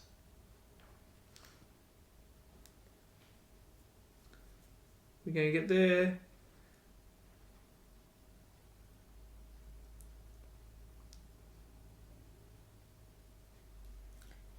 Yeah. Yeah, so, no. They didn't get there. Bulldogs did not get there. 2019. Let's have a look. 2019. No, not venues. I want matches. Oh, no, you did get there. Oh, it did? Nice. Yeah, but you lost to GWS 113 to 55 in an elimination final. So, yeah, sorry about that. Nice. Don't worry, Essendon got there. They were 8th, and we got smashed by West Coast. I do remember that. That was disgusting. Nice.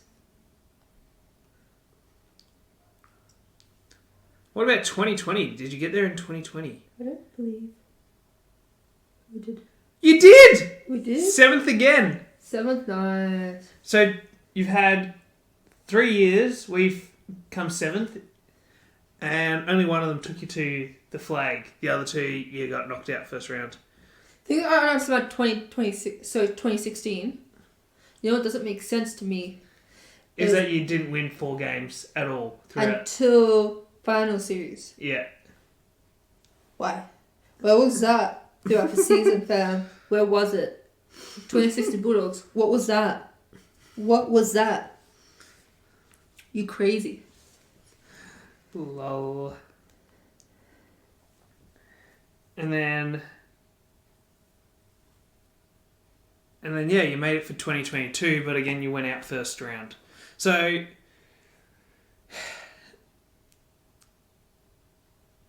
yeah, like you've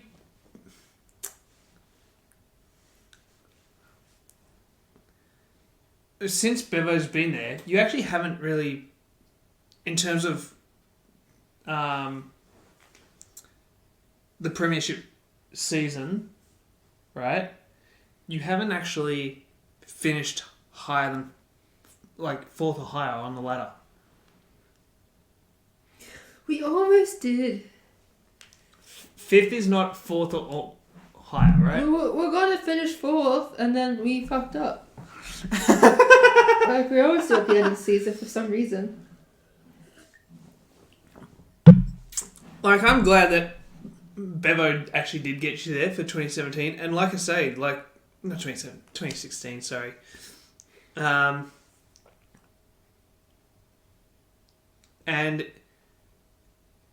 because I was in the US at the time, and I was chatting to Mum and Dad, and we were talking about like the final series, and I even said to him, I was like, even though I'm in the US, I'm not really able to watch it over here. I said to him, like, Bulldogs are actually just fast and explosive. Like, I don't know, but again, like I've said to you and your family, it's like the average age of that team was literally like 13 or something, wasn't it? I'd like to think they have energy, yeah. Yeah, exactly. They're literally running off a sugar rush. Honestly. Will Smith was on 42. Shit. This podcast ends when Smith either gets out or gets 50. Yeah.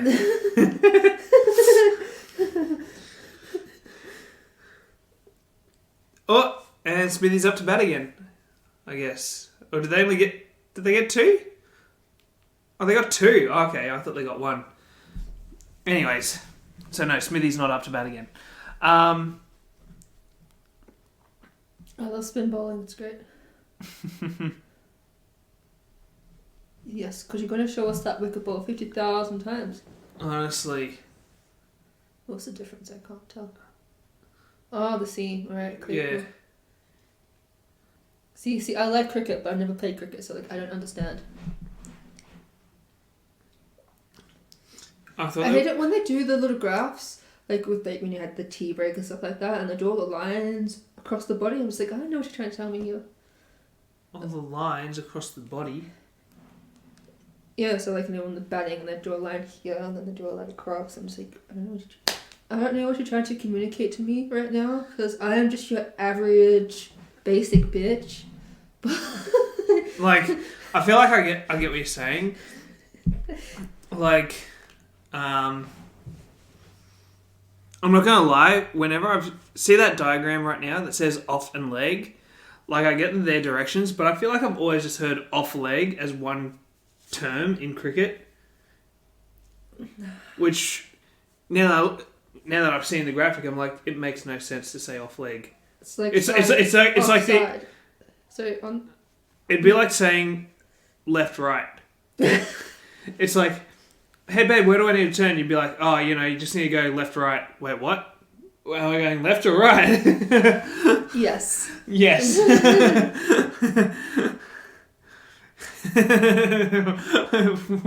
How to speak Australian 101. Yeah, nah. You want coffee? Yeah, nah, yeah. Yeah, nah. Yeah.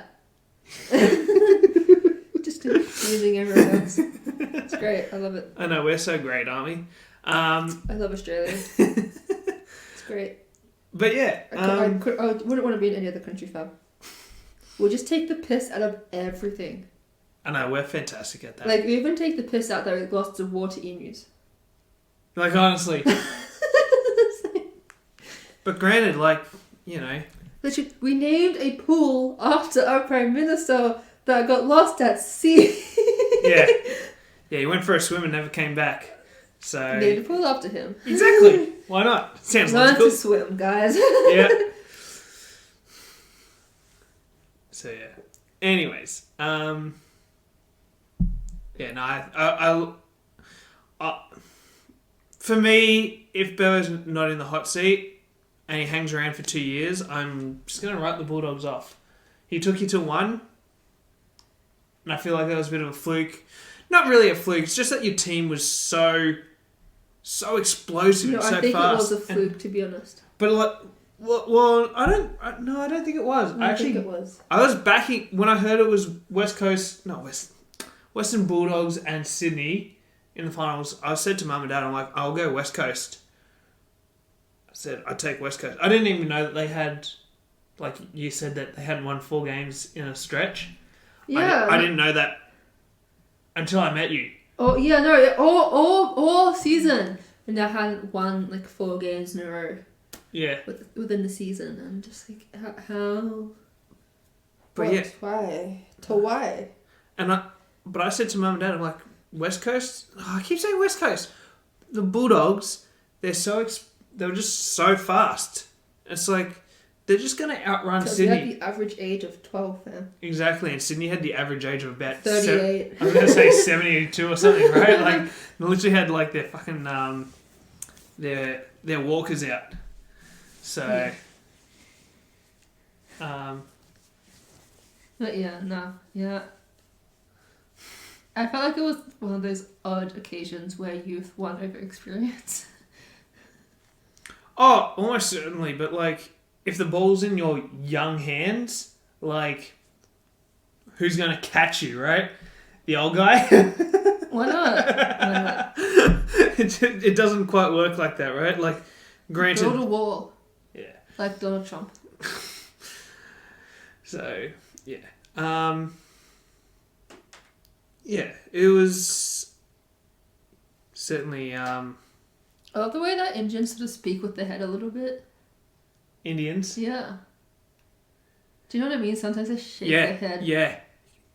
No, but you know what I'm saying? Like, when they speak, sometimes they have, like, a little head bubble.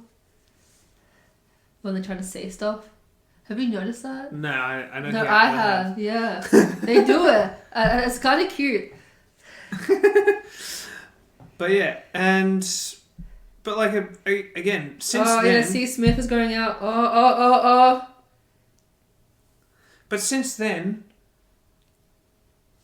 Welcome to my live commentary of the cricket match. Yeah, you finished 7th 2 years back to back, and you went out in the elimination in both those 7s. you finished 5th and you got to the final, but you lost to Melbourne. Sorry, you didn't just lose. You got absolutely thrashed in the 4th quarter. Yeah, My dad was so dramatic that day. but he only had like what? So Bailey Fritsch only had like what 3 goals in that 4th quarter or something. Like it was just ugly. Smith is 6 away. Shit, 5Ks. He could get out next ball. Who knows? Honestly, It's cricket, fam. Something stupid can happen. yeah, but Jadida. and then you finished 8th. I think the following it was last year that you finished 8th. Was it?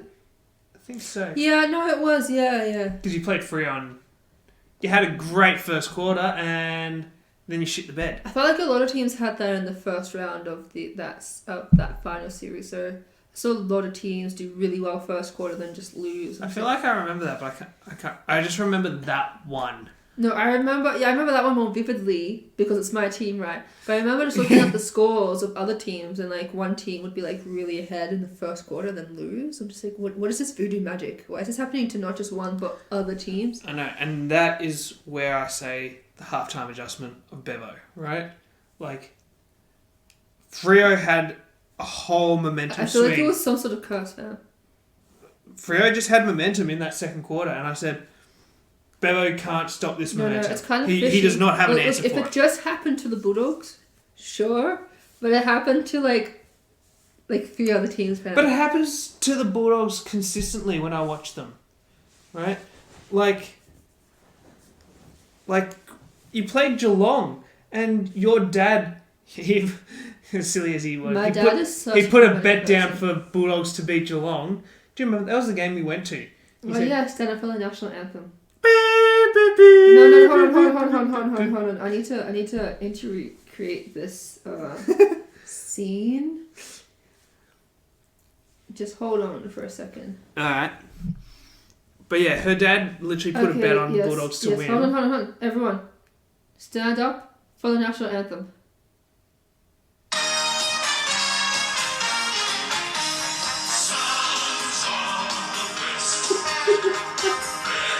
White and poo! Stop it! Sometimes. Yes, we are. Sometimes. That's a lie. Also you a can. lie. Yes, we are! Yes, that part's true.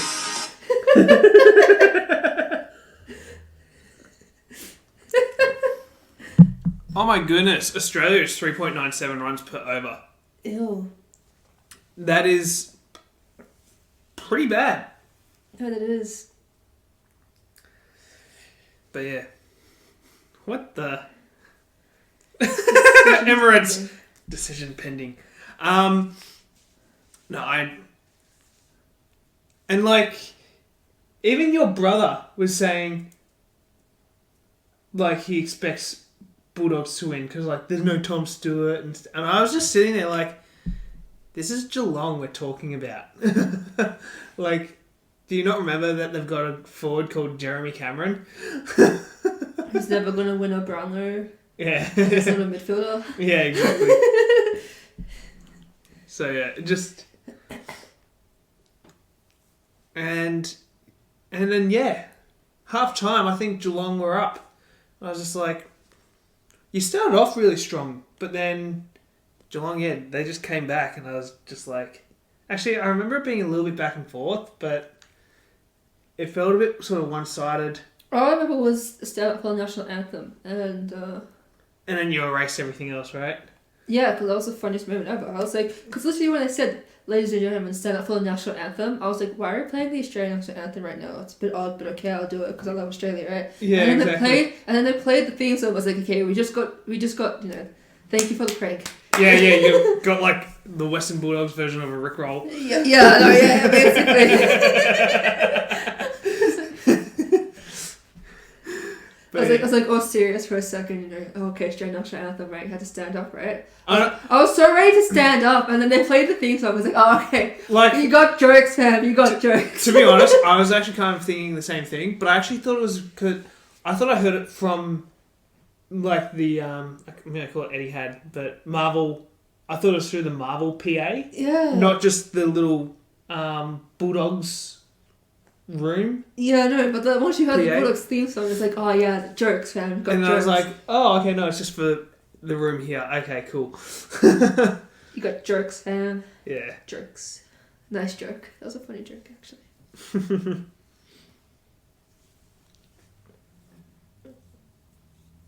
But yeah. So yeah, with that being said, are we going to go on to our next segment, babe? Poorly described? Poorly described. Let's go. I have it somewhere. I don't know where it is, but it's somewhere. Shall I go first then?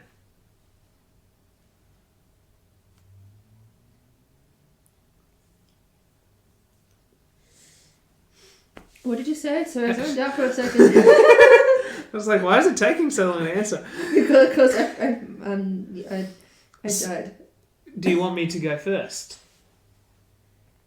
Sure, yes, please. Sure, yes, please? Alright. Here is my poorly described.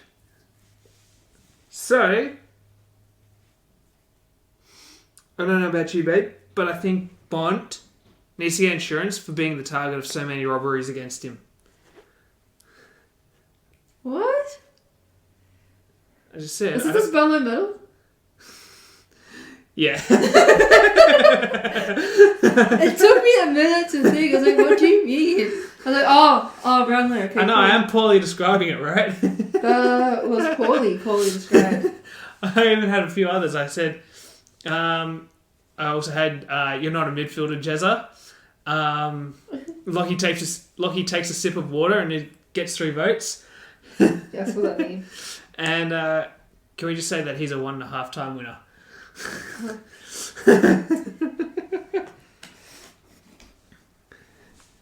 So yeah, well done, babe. Thank you. How would you have gone? Would you have got those in the first clue, or would you have needed all 4? I feel like if you're a Bond fan and you're really salty about the Brownlow, I think you would have picked up on it pretty quickly. Yeah.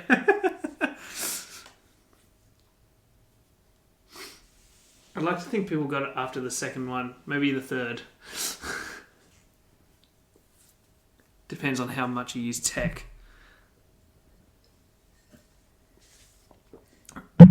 Anyways.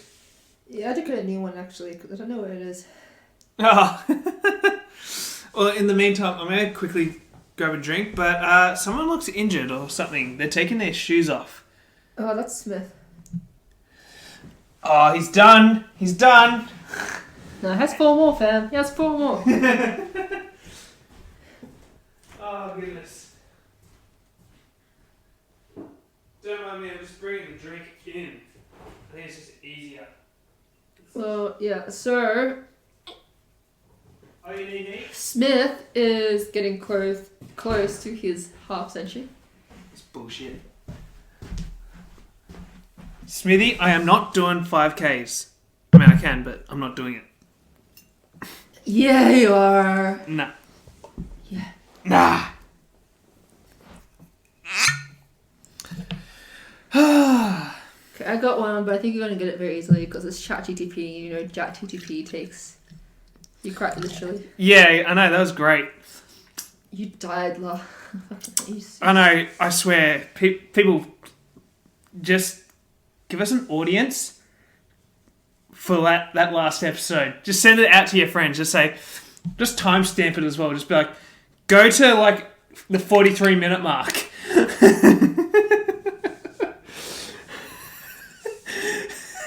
That was so good.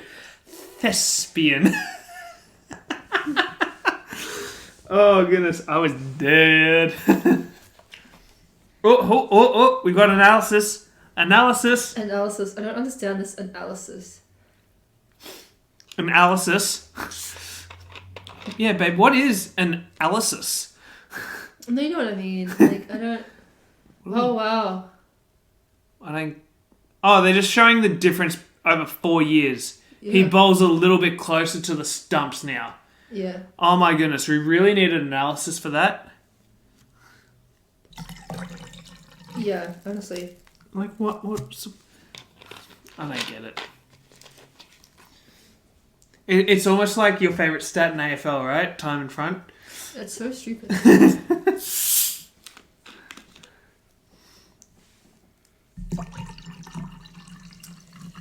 But yeah. Anyways. Okay.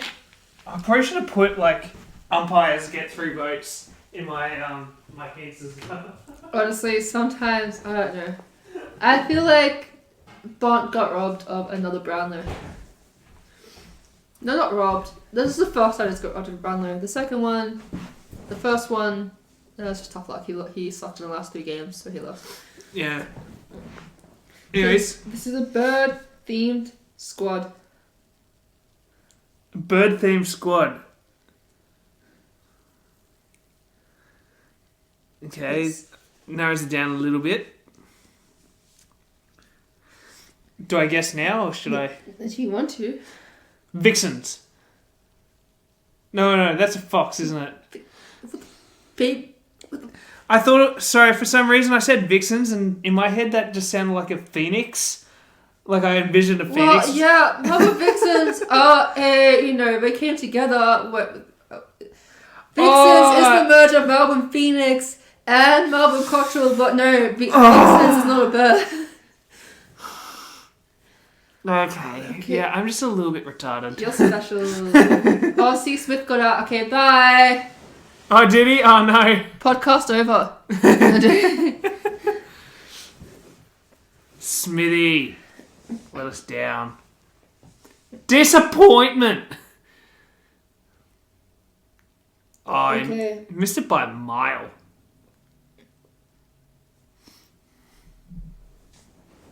A team with impassioned following and a storied legacy seized the crown. No, I said that so wrong. This has to be Collingwood Magpies, right? Yeah.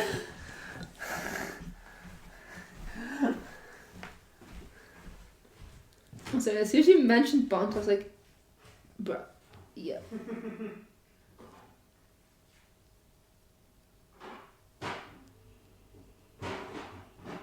Alright. Anyways, are we going to talk about... Are we going to talk about the NFL? Not the NFL, the NHL. That's what I'm trying to say. Bed? If you want to. I reckon we should, because it does start this Wednesday. And I think it'd be really, really fun to talk about the NHL pre-season. So, our very first games begin Wednesday our time, so it's really Tuesday America time. Yep. So the first 3 games. Yeah, we play the Blackhawks. Icky. You probably should get the win. Ew. But yeah. It'll be interesting to see some of these games first up. The first matches on Wednesday, we have Tampa Bay taking on Nashville. We've also got Pittsburgh taking on Chicago. Las Vegas taking on Seattle. Obviously, Las Vegas being the reigning champions. I'd probably take them over Seattle, but yeah, we will see how that goes. And then the rest of the games follow in the days after. We've got Toronto taking on Montreal, the Hurricanes and the Senators. Then we've got Boston taking on Chicago after that. Then we have Vancouver and Edmonton. The Kings taking on Colorado. And then we also have Calgary taking on Winnipeg. Nice. Yeah, and then this is like all the other teams that haven't played. So like Blue Jackets, Philadelphia, Buffalo, the Rangers, and so on and so forth. My prediction is Penguins are not making finals. I'm going to say Oilers make finals. But I mean, we were there last year. Well, it was in this year, I guess, technically, but... Last season. Yeah. And I'm probably going to pick up KO so we can actually watch some of Dad these games. has KO. Oh, does he? Is he actually bought it now? Or is Yeah, but we need... No, but the thing is, you need... He needs to get Fetch so we can get ESPN. Yeah. That's like, oh, we have ESPN on KO, yeah, but you have the selected games. You need to have Yeah, exactly. Fetch so we can get all the extra games on the ESPN app. Can you just get... No, you can't get ESPN. There's no You have to get it ESPN through, subscriptions. you have to get it through a provider. That's just really bad. Like, how do these providers get it? I just want to watch my ice hockey. Look, I don't understand. I can't get NHL TV in Australia, but I can get it in Afghanistan. A place that no woman really wants to be right now.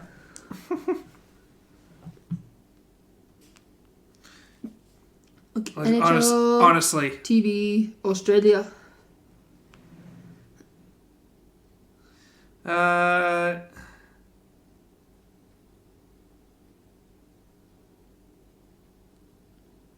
Okay. Oh, that's not good. This is like really bad. Yeah. And then ESPN. I love this. NHL.com, right? How to watch and stream NHL games. Fans around the world have many ways to watch and stream NHL games. So bad. Where is Australia? I need to find Australia. Okay, but why can I download NHL TV on Wait. Yes. NHL TV is available in these countries. Australia. Again? Oh yeah! I'm downloading it now, actually. Yeah, I know. I'll join you. I'll make sure it works on my phone as well. NHL TV. Oh, I have to pay for it though. Quite likely. But oh my goodness, it's there. I know, I got it too. Someone must have said, "Hey, your shit's not available." No, NHL? we sent an email. Ain't it? Didn't you send an email? You said you were going to. Maybe I did. I can't remember. But yeah, they must have gone, "Oh shit, whoops." Maybe they're listening to our podcast. Hi NHL, we love ya. Thank you. Woo! I mean, granted, you could have, emailed us or something, but There's something about it. Nice. I feel like maybe I did send them an email. I feel like I remember typing it up, that's for sure. So maybe they did get it, and they just, I don't know, maybe they did respond. I've got no idea. I have like 20 email accounts. I got no idea which one I would have sent it from, but I'll have a look.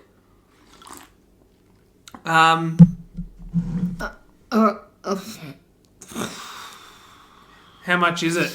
$30 a month. It's $30 a month. And is that Australian or is that US dollars? I can't tell. I think it goes based off your national currency. Like it's the same with the NFL. I don't have $30. Is it only per month? You can't do a That's season what I'm package? seeing. Hold on, let me go to my apps. Cancel subscription purchased. Doo-doo. Oh shit. Subscription. I'll have a look at it later, but yeah. We Generally, got it back, yeah. I know, I'm thinking I might even have to get the MLB one. The postseason started, I still haven't got it, but that's alright. I'll sort it out soon. I kind of just want to catch at least... I'm gonna send it to Dad, be like, hey, can you give it to me? Hey, yeah. Woo! Anyways, so yeah. Dad has silence notifications. We'll put them on, notify anyway. Thank you. Big news. Okay, I'm happy. Look. You're happy to do your 5K run now? Yeah, I can watch ice hockey. Yeah? We're doing it, fam. Let's do it. Watch the Penguins play while I run. Let's go Penguins. Let's go Pittsburgh. Yeah. Woo! Pittsburgh. Even though I'm from Australia. Woo. If I get it, I'm going to watch Edmonton. You'll give me the details, won't you? You let me watch it? Oh, you're amazing, baby. Of course I will. I love you. I love you too. You're amazing. Oh, you're amazing. Yeah. Anyways, so moving on to MLB, because this is where the exciting stuff happens. You know, I'm just going to do this later. Well. Oh, it's actually downloading. Lol. Where's my MLB app? Here we are. Let's just skip that part. Yep, cool. Let's do that. Oh, it sounds so good to be true.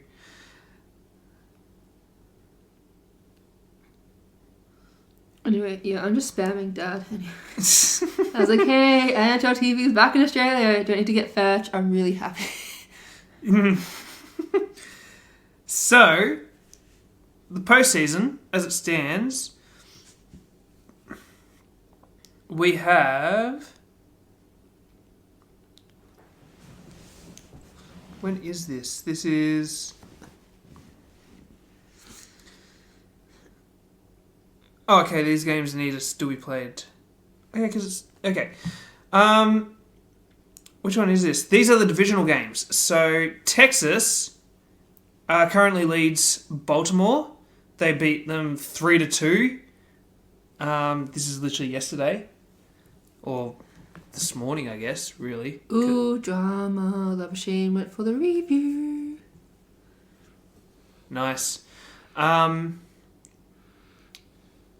Houston is leading Minnesota at the moment. They beat them 6-4. Philadelphia leads the Braves. That's actually kind of a bit of a shock. They beat them 3-0. Be interesting to see if Atlanta can bounce back. The Diamondbacks also beat the Dodgers 11-2. They absolutely smashed. So, anyways, game 2 for the ALDS teams will be played out on our Monday, which is America's Sunday, and then the NLDS games are going to be played the day after. So those are the second games, and again, these are all going to be best of 5 series. So NHL TV, woo! And I think I need to get MLB TV now. Now that the NLDS is here. So yeah. And it's literally, I literally just have to pay $30 and I get it. So I think I'm gonna have to do it. It's $30 well spent, as far as I'm concerned. I have to think about my subscriptions now. But yeah. Cool. So are we going to talk about... Oh, we got one more segment to do, don't we? Yeah, we do. We'll just end on that. So I call this Arcs ChatGTP. Oh, we're going to finish on it? Yeah. I'm not... Oh, okay. Do you have other stuff to talk about? NFL. Okay, talk about NFL then. Yep. So I haven't talked about NFL for a while, but shocker. I know, it's almost a bit disgusting. Yeah, it's sort of as I've kind of expected the season to go a bit. Yeah, Denver are garbage. New England is garbage. Yeah, I really like New England. I don't know what New England did. They got a really old wide receiver, a really old running back. They just got a bunch of really old players, and they don't have a really. I don't think Mac Jones is that great of a He's not going to be Tom Brady, right? no New England quarterback is ever going to be Tom Brady, but like, you need to really build around Mac Jones.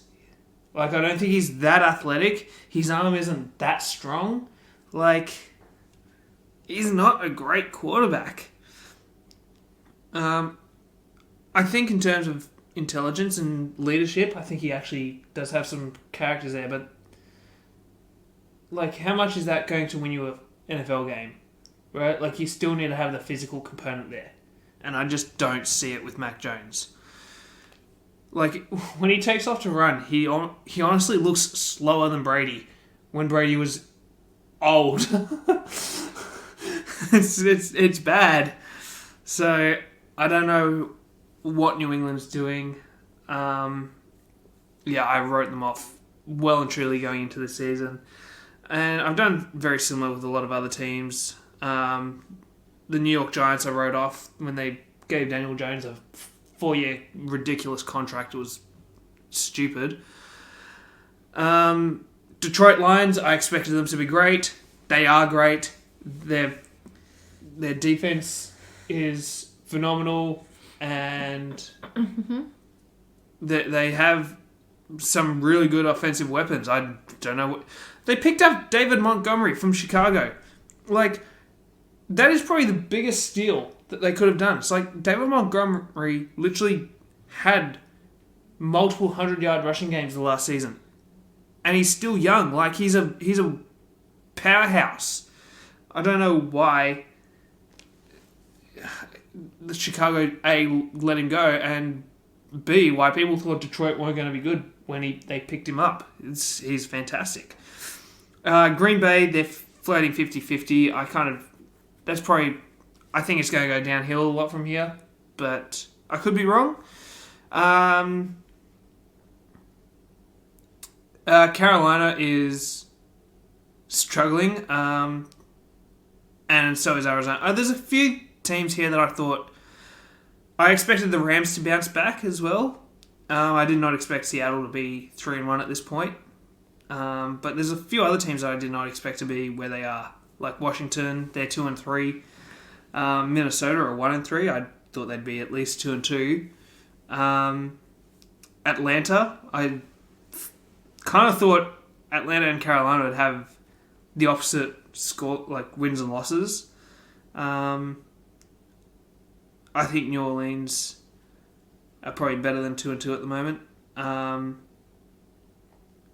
The Raiders are 1-3, but last week they missed Jimmy Garoppolo, and I think that hurt them quite a bit.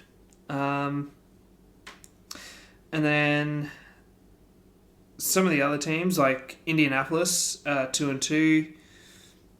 It's hard to know with the AFC South. I like all the teams here, actually. I like the Titans' defense. Houston Texans, I thought CJ Stroud would be great, and they had a really good linebacker draft in the this last year's draft, but I don't think they're going to take the division, but I think they're going to be a lot better than people think they're going to be. Cincinnati, that's just the biggest mind fuck of the lot. 1-3. This is crazy. I actually have my doubts about the Bengals at this point. But Baltimore, I knew Baltimore was going to win the division. I know I've said that, it's early in the season, but I truly believe they're going to win the division. They're leading it at the moment. I expect them to win. And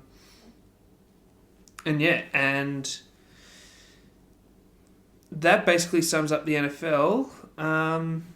As far as scores for Week 5, I like the Bills to beat Jacksonville. I think Jacksonville will keep it reasonable, but I'm thinking maybe 27-20. Buffalo's wins. I like Houston so much against Atlanta. I don't even know why some of the markets have it fairly close. I really just like Texans a lot. CJ Stroud's been fantastic. yeah, I think you're about to see the reality check for Atlanta. Detroit against Panthers, that's not even close. Detroit wins comfortably. Probably looking at like 30-13. It's going to be almost comical. This one's going to be interesting. I like Tennessee to upset Indianapolis. It is at Indianapolis though, so we'll see. New York Giants against the Dolphins. It's going to be a laugh. Dolphins win comfortably. New Orleans and New England. I like New Orleans. New England, again, they're a joke. Steelers and Baltimore. I like this game a lot. This will be a fun game. I think it's close.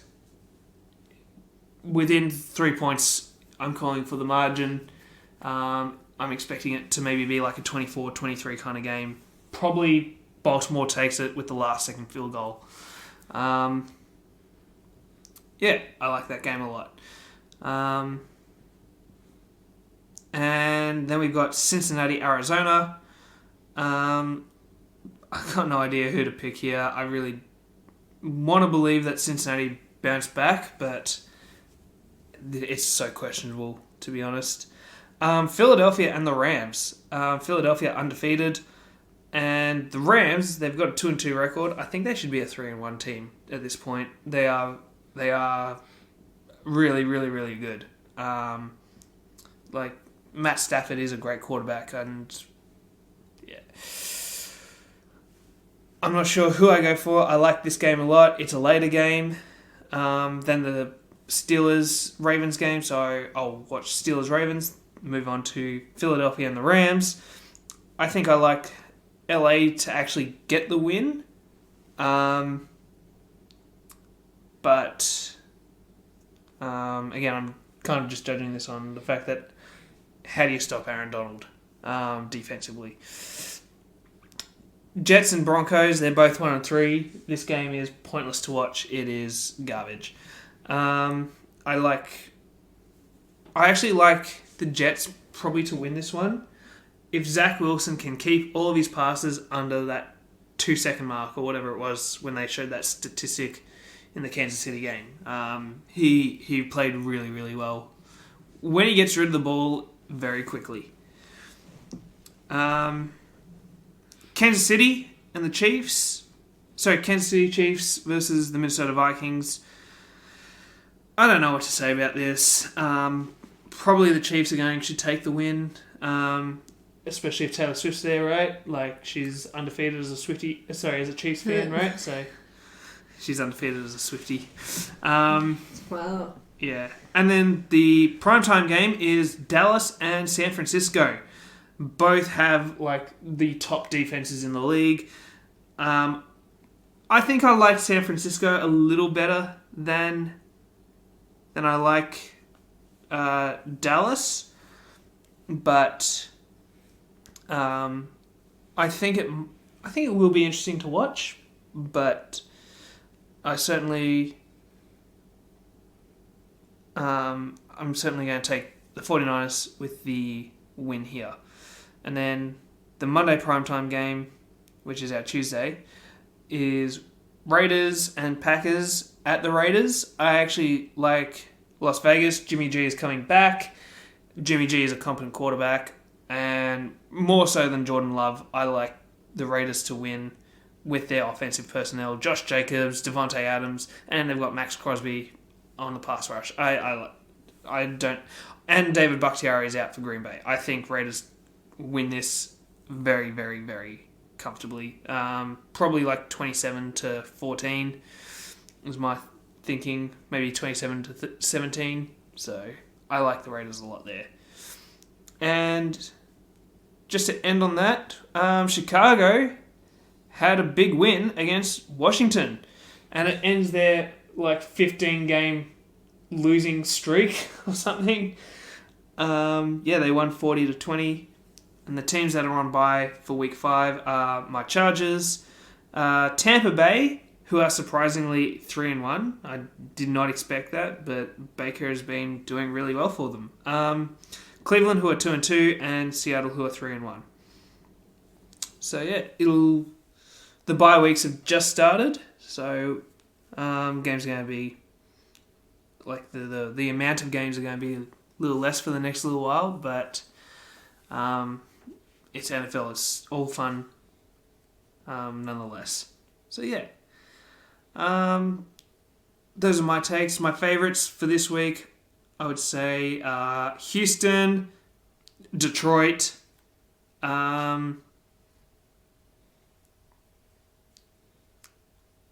49ers, Raiders, and I'd probably take one of the close games. I like Baltimore and Steelers. I even like the Rams and the Eagles one. So depending on the money lines and stuff, again, Houston,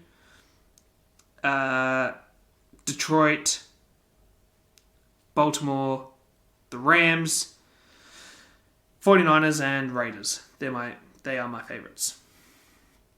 And then the Week 6 Thursday night game, I always forget this because we always do the podcast after the Thursday game. It is Dallas at the Chargers. Chargers coming off a bye week, and Dallas going to have probably a very physical game against 49ers. They'll probably get banged up a bit. I would like to say I like the Chargers coming into this, but I don't know what it is. Teams that come off a bye week nearly always struggle. I don't know what it is. Like, you've just been rested and you're all healthy, but at the same time you're out of practice by a week, right? Like, yeah, I don't know. I would like to take the Chargers, but I think realistically Dallas, they're just a better team. Like, their defense is not the Chargers. The Chargers' defense is atrocious. So, yeah. And actually, with that being said as well, and then we'll get to our final segment. Mm-hmm. The Chargers, their head coach, Brandon Staley, I have honestly written him off, considering how bad the LA Chargers defense is this season. It is... Do you want to know what their ranking is? They're basically the second worst defense in the league. Cool story. And I say second worst if we're going in terms of yards, like the yardage that they've given up per game. It's so bad. And Brandon Staley, their head coach, is a defensive coach. And I put my faith into him the first year because I was like, Chargers needed a defense upgrade. And it's just gotten worse. I just said gotten. That's not a real word. The Chargers defense has just got worse. Right? It's getting worse each week they play, basically. If I'm the general manager for the Chargers, Brandon Staley is in the hot seat. If he gives up... if you can't make an adjustment for the Cowboys, I think they need to put Kellen Moore in, who is their current offensive coach, and put him in as the head coach.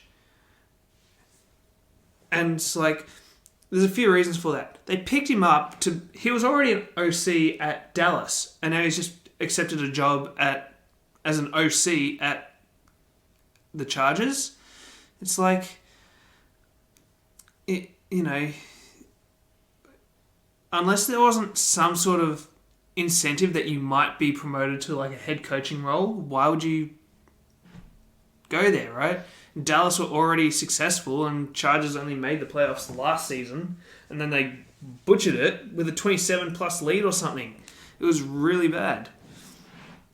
And then, so I think Dallas is the game. If Dallas lose, here's the games that Chicago play from here on out. After Dallas, or actually for the rest of the season, you go Dallas, Kansas City. Then you get Chicago, the New York Jets, Detroit, Green Bay, Baltimore, New England, Denver, Las Vegas, Buffalo, Denver, Kansas City. if you wanted to swap so hey babe, if you wanted to swap your coach this early because they're just not showing promise, right? I think so. In the NFL community, we would say that Dallas, Kansas City, Baltimore, and Buffalo, they are probably 4 of the top 10 teams, right? Okay. However, Chicago, New York Jets, Green Bay, New England, Denver, twice, right? That's 7 games that New England is expected to win, right? Why not put a new head coach in? Just for that little tenure there, right? Like, if the head coach works, those games should be in your favour, right? And then you can basically gauge how they go against some of these other teams. Like, Detroit is probably in like the second tier of the top teams. Do you know what I mean? Yeah. So it just makes sense to me if you see the same thing against Dallas, which I expect is going to happen. Dallas will probably just run the ball, and we have the Chargers defense has gaps everywhere defensively. Just you might as well put your offensive coordinator in as head coach, better your offensive line so that you can at least stay competitive, and you might actually win some of these games. Like, I think Dallas, they're going to probably put up close to 400 yards total against the Chargers, which is just a ridiculous number to be giving up, right? If they're really, really, really on, like if our defense is garbage, truly garbage, they're probably going to put up close to 500. I'm thinking 400 on defense, and offensively we're probably only going to put up like 330. I really don't think it's going to be that spectacular. And I think Dallas would win that. So, logically to me, if you lose against Dallas, it confirms that your head coach can't make the adjustments. And he's probably not the right guy for the job. He needs to leave so that you can get your OC, who is actually a really, really, really good offensive coordinator, and see if he can actually rein in this team. So that's just my take on it. I would love to see Kellen Moore running the LA Chargers. I think it would be easily the best offensive team in the league, just about. But yeah. Anyways, last segment, babe. The last segment is called Arcs Chat GTP. All right. Let's go do it. Do you want to do it first? I need your ChatGPT, but sure. What are we going to ask? Random sports questions, I guess. Actually, how about let's start off with that first one that I said about LA Chargers, right? So, if the LA... US data only from 2021 and doesn't exceed 2021. Let's test it then. Okay. I'll have a backup in place, don't worry. If the LA Chargers lose to Dallas,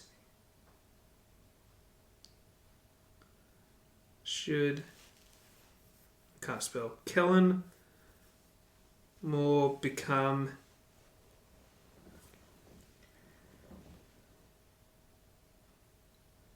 the head coach instead of Brandon Staley.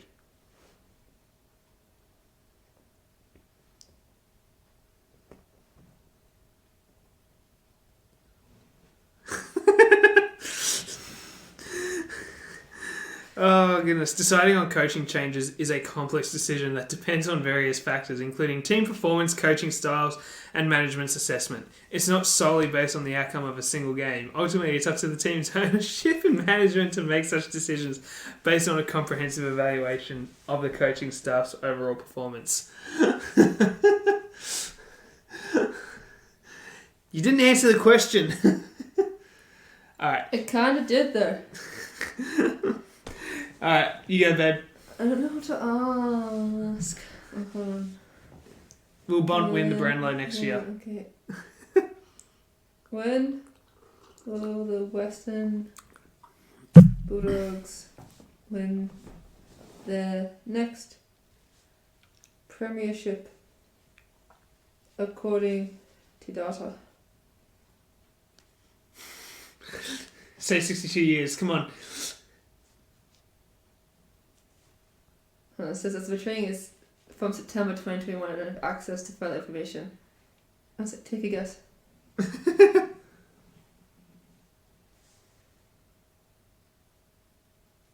Okay, if I were to make an educated guess based on historical trends in teams' performance, I might suggest that the Western Bulldogs have a good chance of winning a premiership within the next few years. However, please remember that this is just a guess and not based on any concrete data or future knowledge. Or it's concrete data of future knowledge, which Can doesn't you exist, use right? Historical data for the guess. For your guess.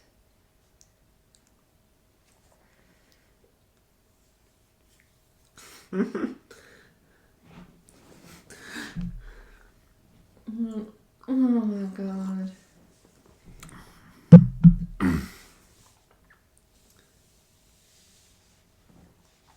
Hold on.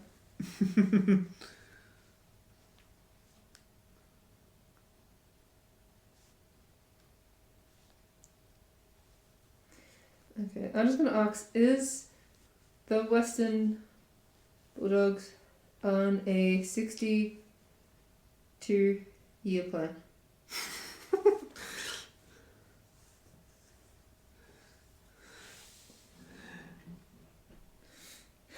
What does it say? No. The idea of a 62-year plan for the Western Bulldogs is likely a humorous or exaggerated way to refer to the fact that the team experienced a significant gap between their premierships. The Western Bulldogs have won their first and only AFL VFL premiership in 1955 before winning again in 2016, which is a gap of 62 years. However, it's important to note that this is more of a retrospective observation than an actual strategic plan. Winning premierships in Australian rules football depends on a multitude of factors, including team performance, player development, coaching strategies, and competition strength. There isn't a fixed timeline for a team to win a premiership. Okay, hold on. But I think it is a 62-year plan.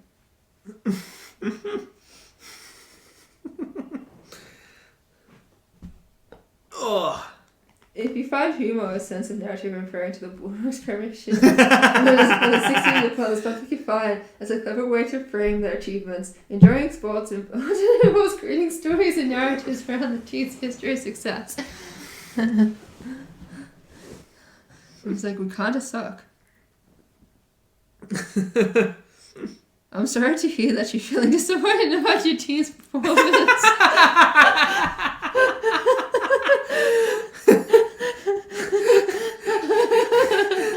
You know what the best part would have been if ChatGPT would have been like, "Do you want me to book you therapy?" Sports fandom can be filled with ups and downs. Remember, it's normal for teams to go through periods of changes. Hopefully, the Western Bulldogs will bounce back and have some great moments in the future.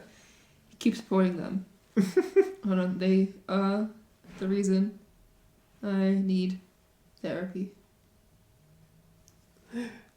I'm really sorry. What does it say? Fucking hell.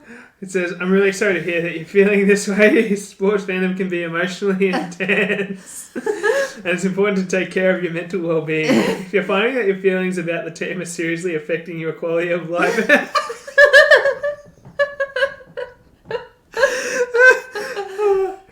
quality of life, it might be a good idea to talk to a mental health professional. They can provide you with support and strategies to help you cope with these emotions. Remember, it's okay to seek help when you need it.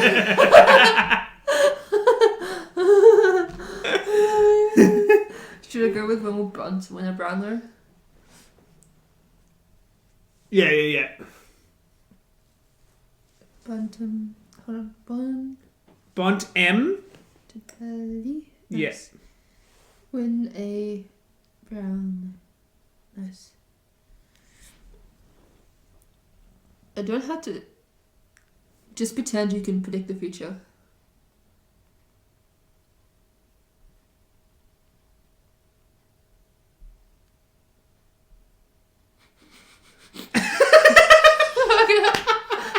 Alright, let's imagine a future where I have this power to predict sports outcomes. In this hypothetical scenario, I predict that Marcus Butterfly will win the Brown medal in the year 2024.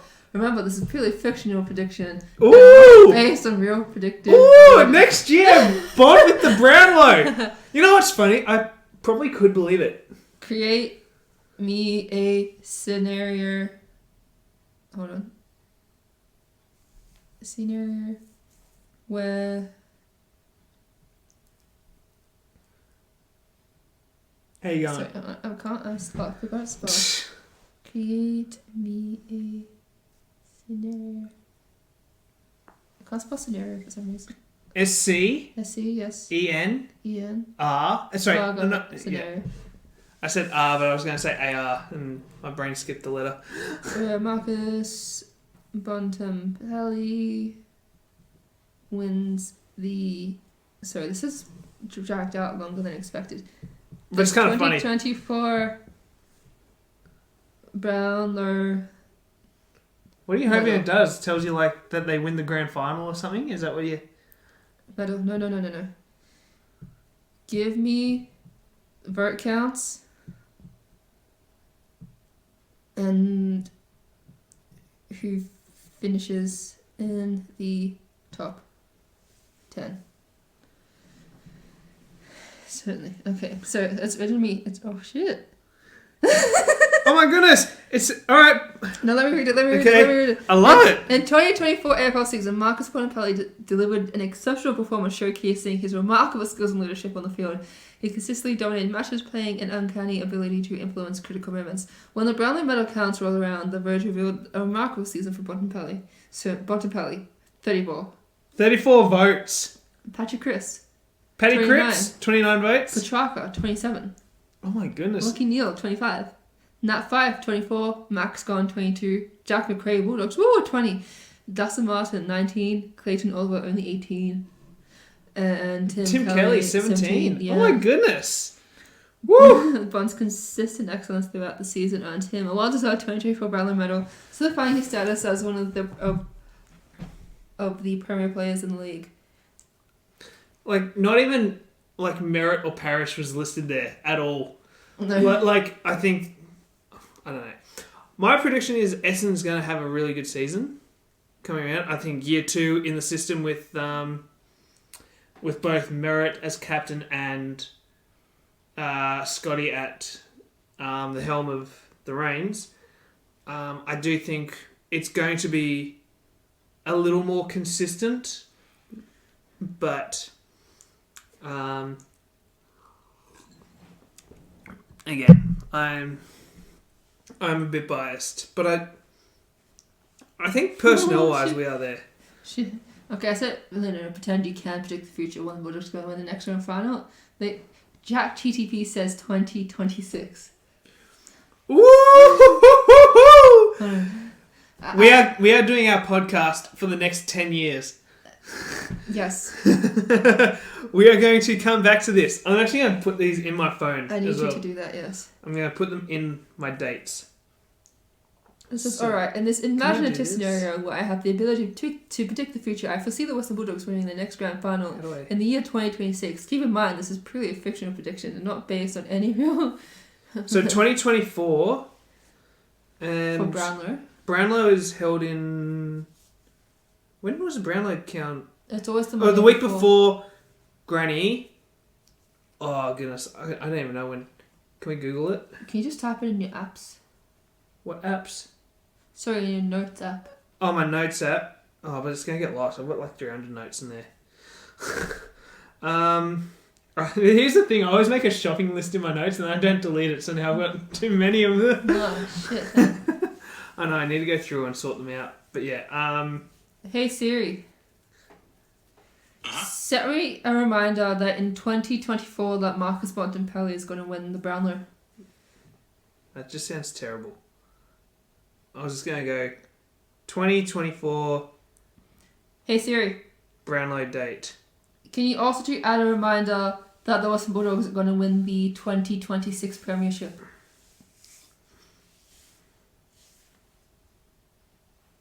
Hang on. Nice. Oh, Saturday the 28th. So it'll be like... Isn't Brownlow always on the Monday of the week of? Yeah, pretty much. So... This has dragged on for too long, but I'm sorry. 28th of September is a Saturday. So I need a -5, don't I? What is 28 minus 5? 23. Yeah. So the 23rd. 23rd. So 23rd of September. No, what are you doing? 2024. Duolingo's mad at me. There we are. Perfect. Oh, naughty. Add title. What was it? Bont for Brownlow. Yeah. Bont for Brownlow. An internal error has occurred. Why?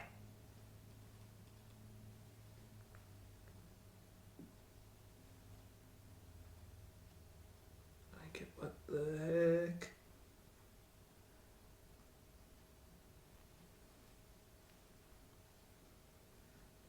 Description. Bont. I don't get that. Just discard it.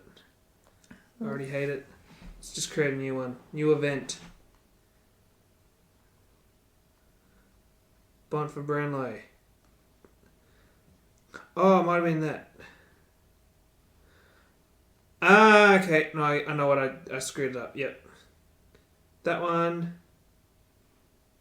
Yep. Change the time to like 6:30. Sweet. Boom! An internal error has a... I'm done with this. Stupid thing. It can't process the amount of awesomeness Honestly. you're putting down. Oh, no, I actually put 2. Why was it? I hate it when it does that. It's kind of annoying. Just stupid. How do I, delete? Can I delete? I want to edit that. Whatever. Sod it. And then what was the other one? I need to create another... Bulldogs who win 2026 Grand Final. Yeah, so let's just put that in, late September of 2026. Can I place a bet on it now? There are no marks. Let's go, Is any Marcus for Brownlow next year? I'm actually going to go maybe, the first Saturday of October. There we are. Sorry? Is there Marcus for Brownlow yet for next year? Yeah, Brownlow and Premiership. Okay, well, just do Marcus Bontempelli. If ChatGTP is correct, I'm going to use it for my future endeavours. Lol, might as well. What was this? This was Bulldogs win. Hang on, Flag Dogs. Yeah. Flag Dogs according to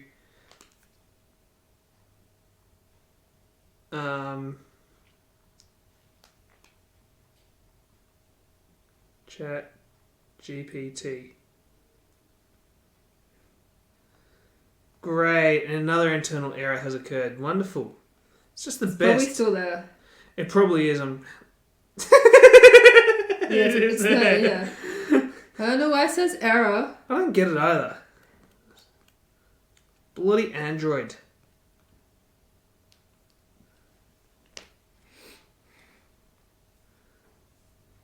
Are you serious?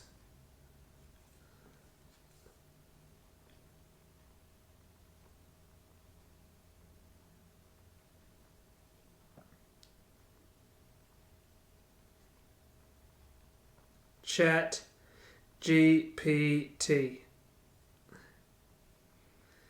Oh, what the there we are. Nice. Oh, yeah, so good. Yeah, Australia's losing, fam.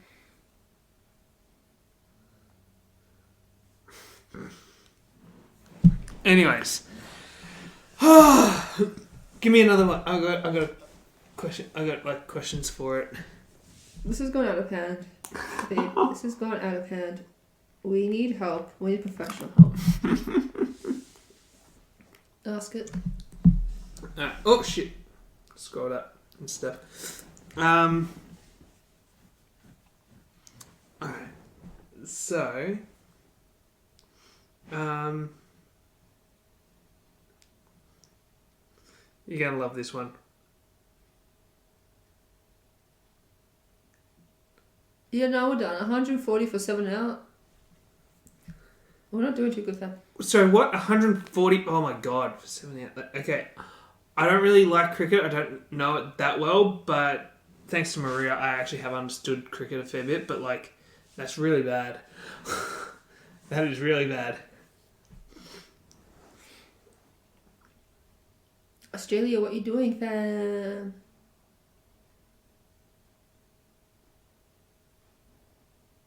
Ick. What are you asking, ChatGTP? Why can't Essendon win a finals match? Oh my god!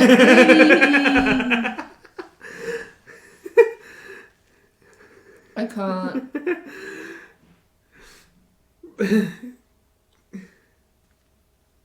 Is it saying anything? It said the performance of a sports team can be influenced by a multitude of factors. If Essendon has struggled in recent finals matches, it could be due to a range of reasons. 1. Team composition. Number 2. Coaching and strategy. 3. Mental toughness. 4. What Opposite. the? Honestly. You've been done. No. Just calling them weak, fam. Just calling them mentally weak. ChatGTP is brutal. Fam, you just, 4. Opposition strength. 5. Form and momentum. Not wrong. 6. Game day performance. No, really? Right. You just suck. Yeah. It's important to remember that success in sports is complex and multifaceted. Even historically successful teams go through periods of challenge. Essendon's fortunes can change over time with the right strategies, recruitment and development efforts. How do you do that? Yeah, should I just ask you? You sure it's not because of the drugs? Oh my... No, don't do that. No. Oh goodness. Okay, I think we're done for this. This podcast has gone for a long time. It has. I think it's time to end. Oh goodness. We should ask ChatGPT. I can't even English. ChatGPT just one more question, shouldn't we? It needs to be a really good question though. Okay. What's the question going to be? When is Jesus Christ coming again? You ask questions about Brownlow, Premiership. That's why it's Essendon. Why will squash get paid like tennis players? Let me think.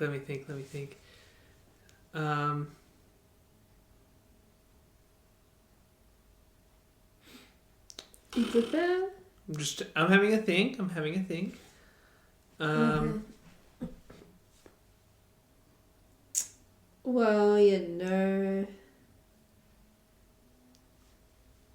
when is the second coming of Jesus happening? Yeah. When?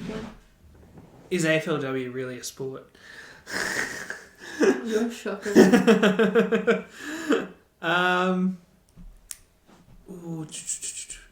What's a good one?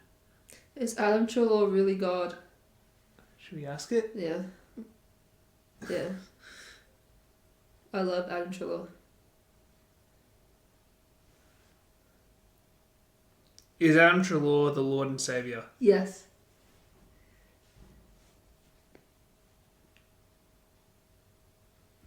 Lord and Saviour.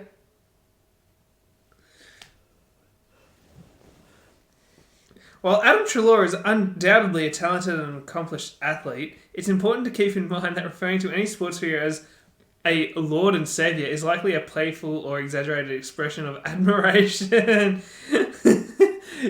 Maria's literally typing in, "You are wrong," right? But he really is Lord and Saviour. But he really is Lord and Saviour.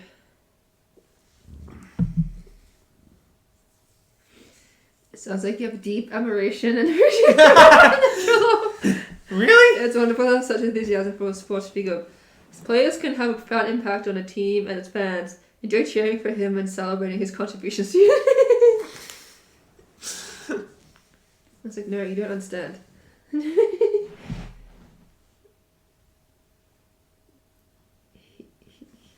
Hold on.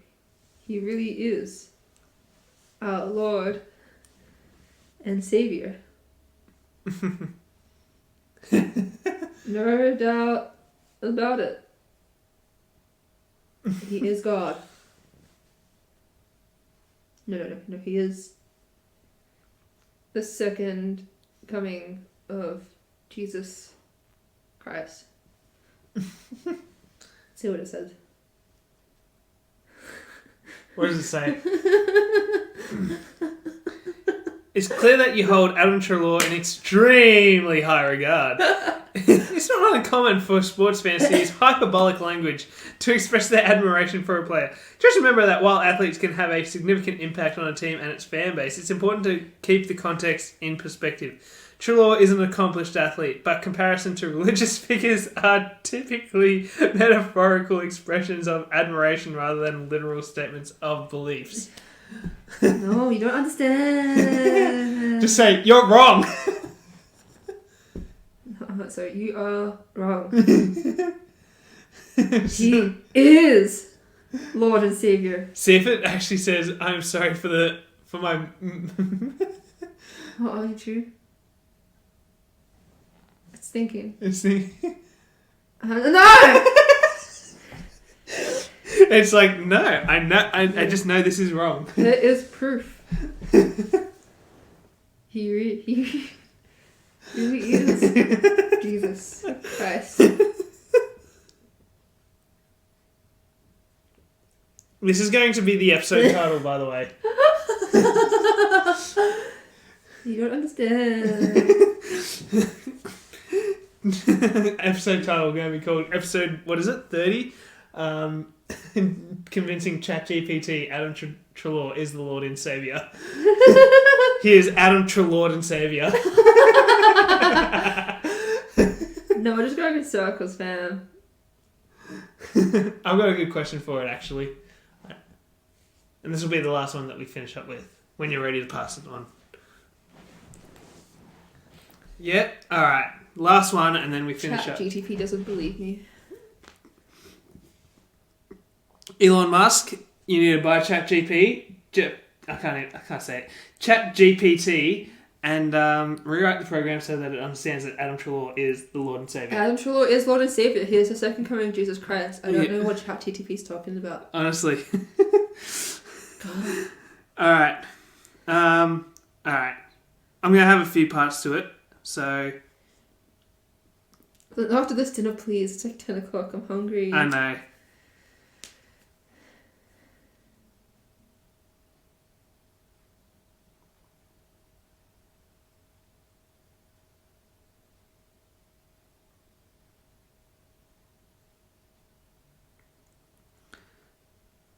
So, the question I'm asking is, are you aware Taylor Swift and Travis Kelce are dating?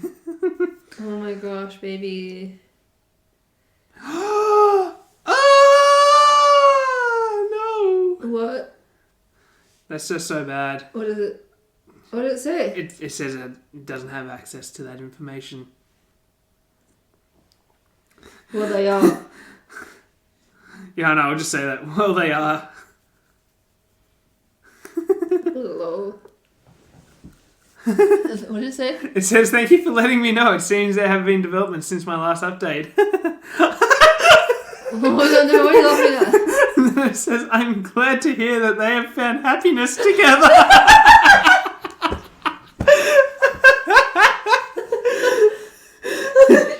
Oh, goodness. No, I'm dead. I'm deceased now. There's nothing. I can't do anything after that. No, I'm sorry. I'm sick. I'm sick. I can't come into school tomorrow, guys. I'm sorry. I've ascended. What are you typing now? I'm asking, do you think they make a cute couple?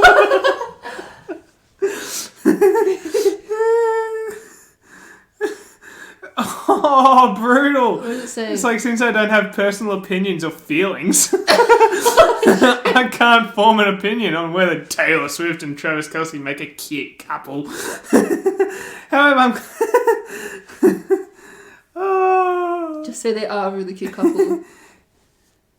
If you think they make a cute couple, that's what matters most. Oh, ChatGTP is savage. Hang on. Do you think they are a good fit for each other?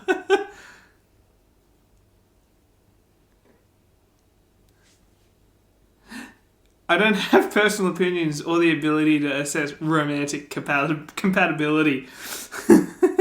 It's ultimately up to Taylor Swift and Kelce to determine if they're a good fit for each other based on their own feelings, values, and compatibility. I hope they are happy together. Oh my fucking god. I'm going to ask you this. Are there... So, hang on. We're having too much fun. Honestly, it's great. What are the pros and cons of Taylor Swift and... This is last one, okay? Travis Kelce dating?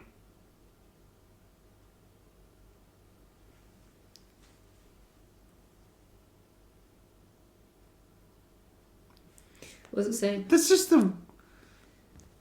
Oh, hang on. You got a list? Tell me the list.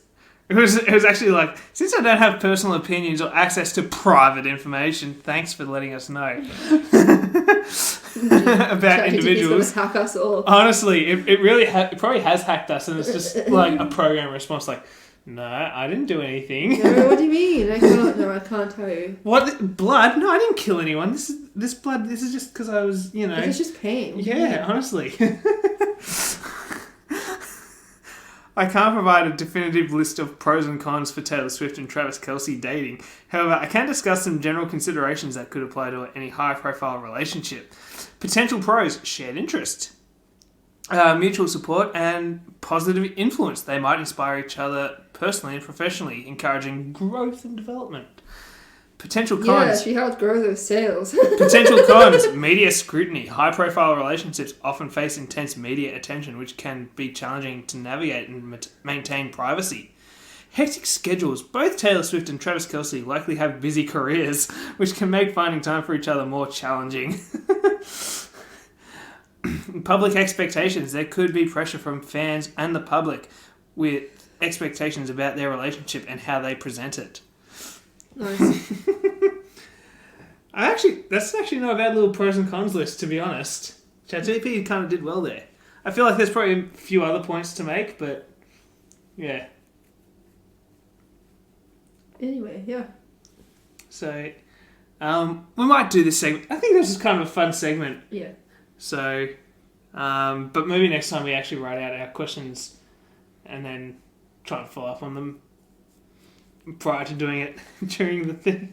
Yeah, so from now on, for any match, we're just going to ask ChatGTP who they're going to think is win. Who they think is Is going to win? It didn't sound like that before. I don't even know what you said I before. don't even know. Who they think is going to win? I think you said like who they gonna win. Who they're going to win. Anyways. Alright. Anyways, so we're gonna finish it up there. I'm too drunk, sorry. Speaking for almost 3 hours, man. Honestly, this is the 3-hour special of convincing Nothingness. ChatGPT that Adam Treloar is Adam Treloar, Lord and Saviour. Episode 30. Convincing ChatGTP is Adam Treloar and Saviour. Episode 30, Adam Treloar is Saviour. No, episode 30. 3 hour special of telling ChatGTP that Adam Treloar is definitely Lord and Saviour. Yeah. Anyways, with that being said... That's hilarious. With that being said, we will leave it there, and we will enjoy the rest of our evening, since we actually have an evening now. And Treloar is Lord and Saviour. Bye.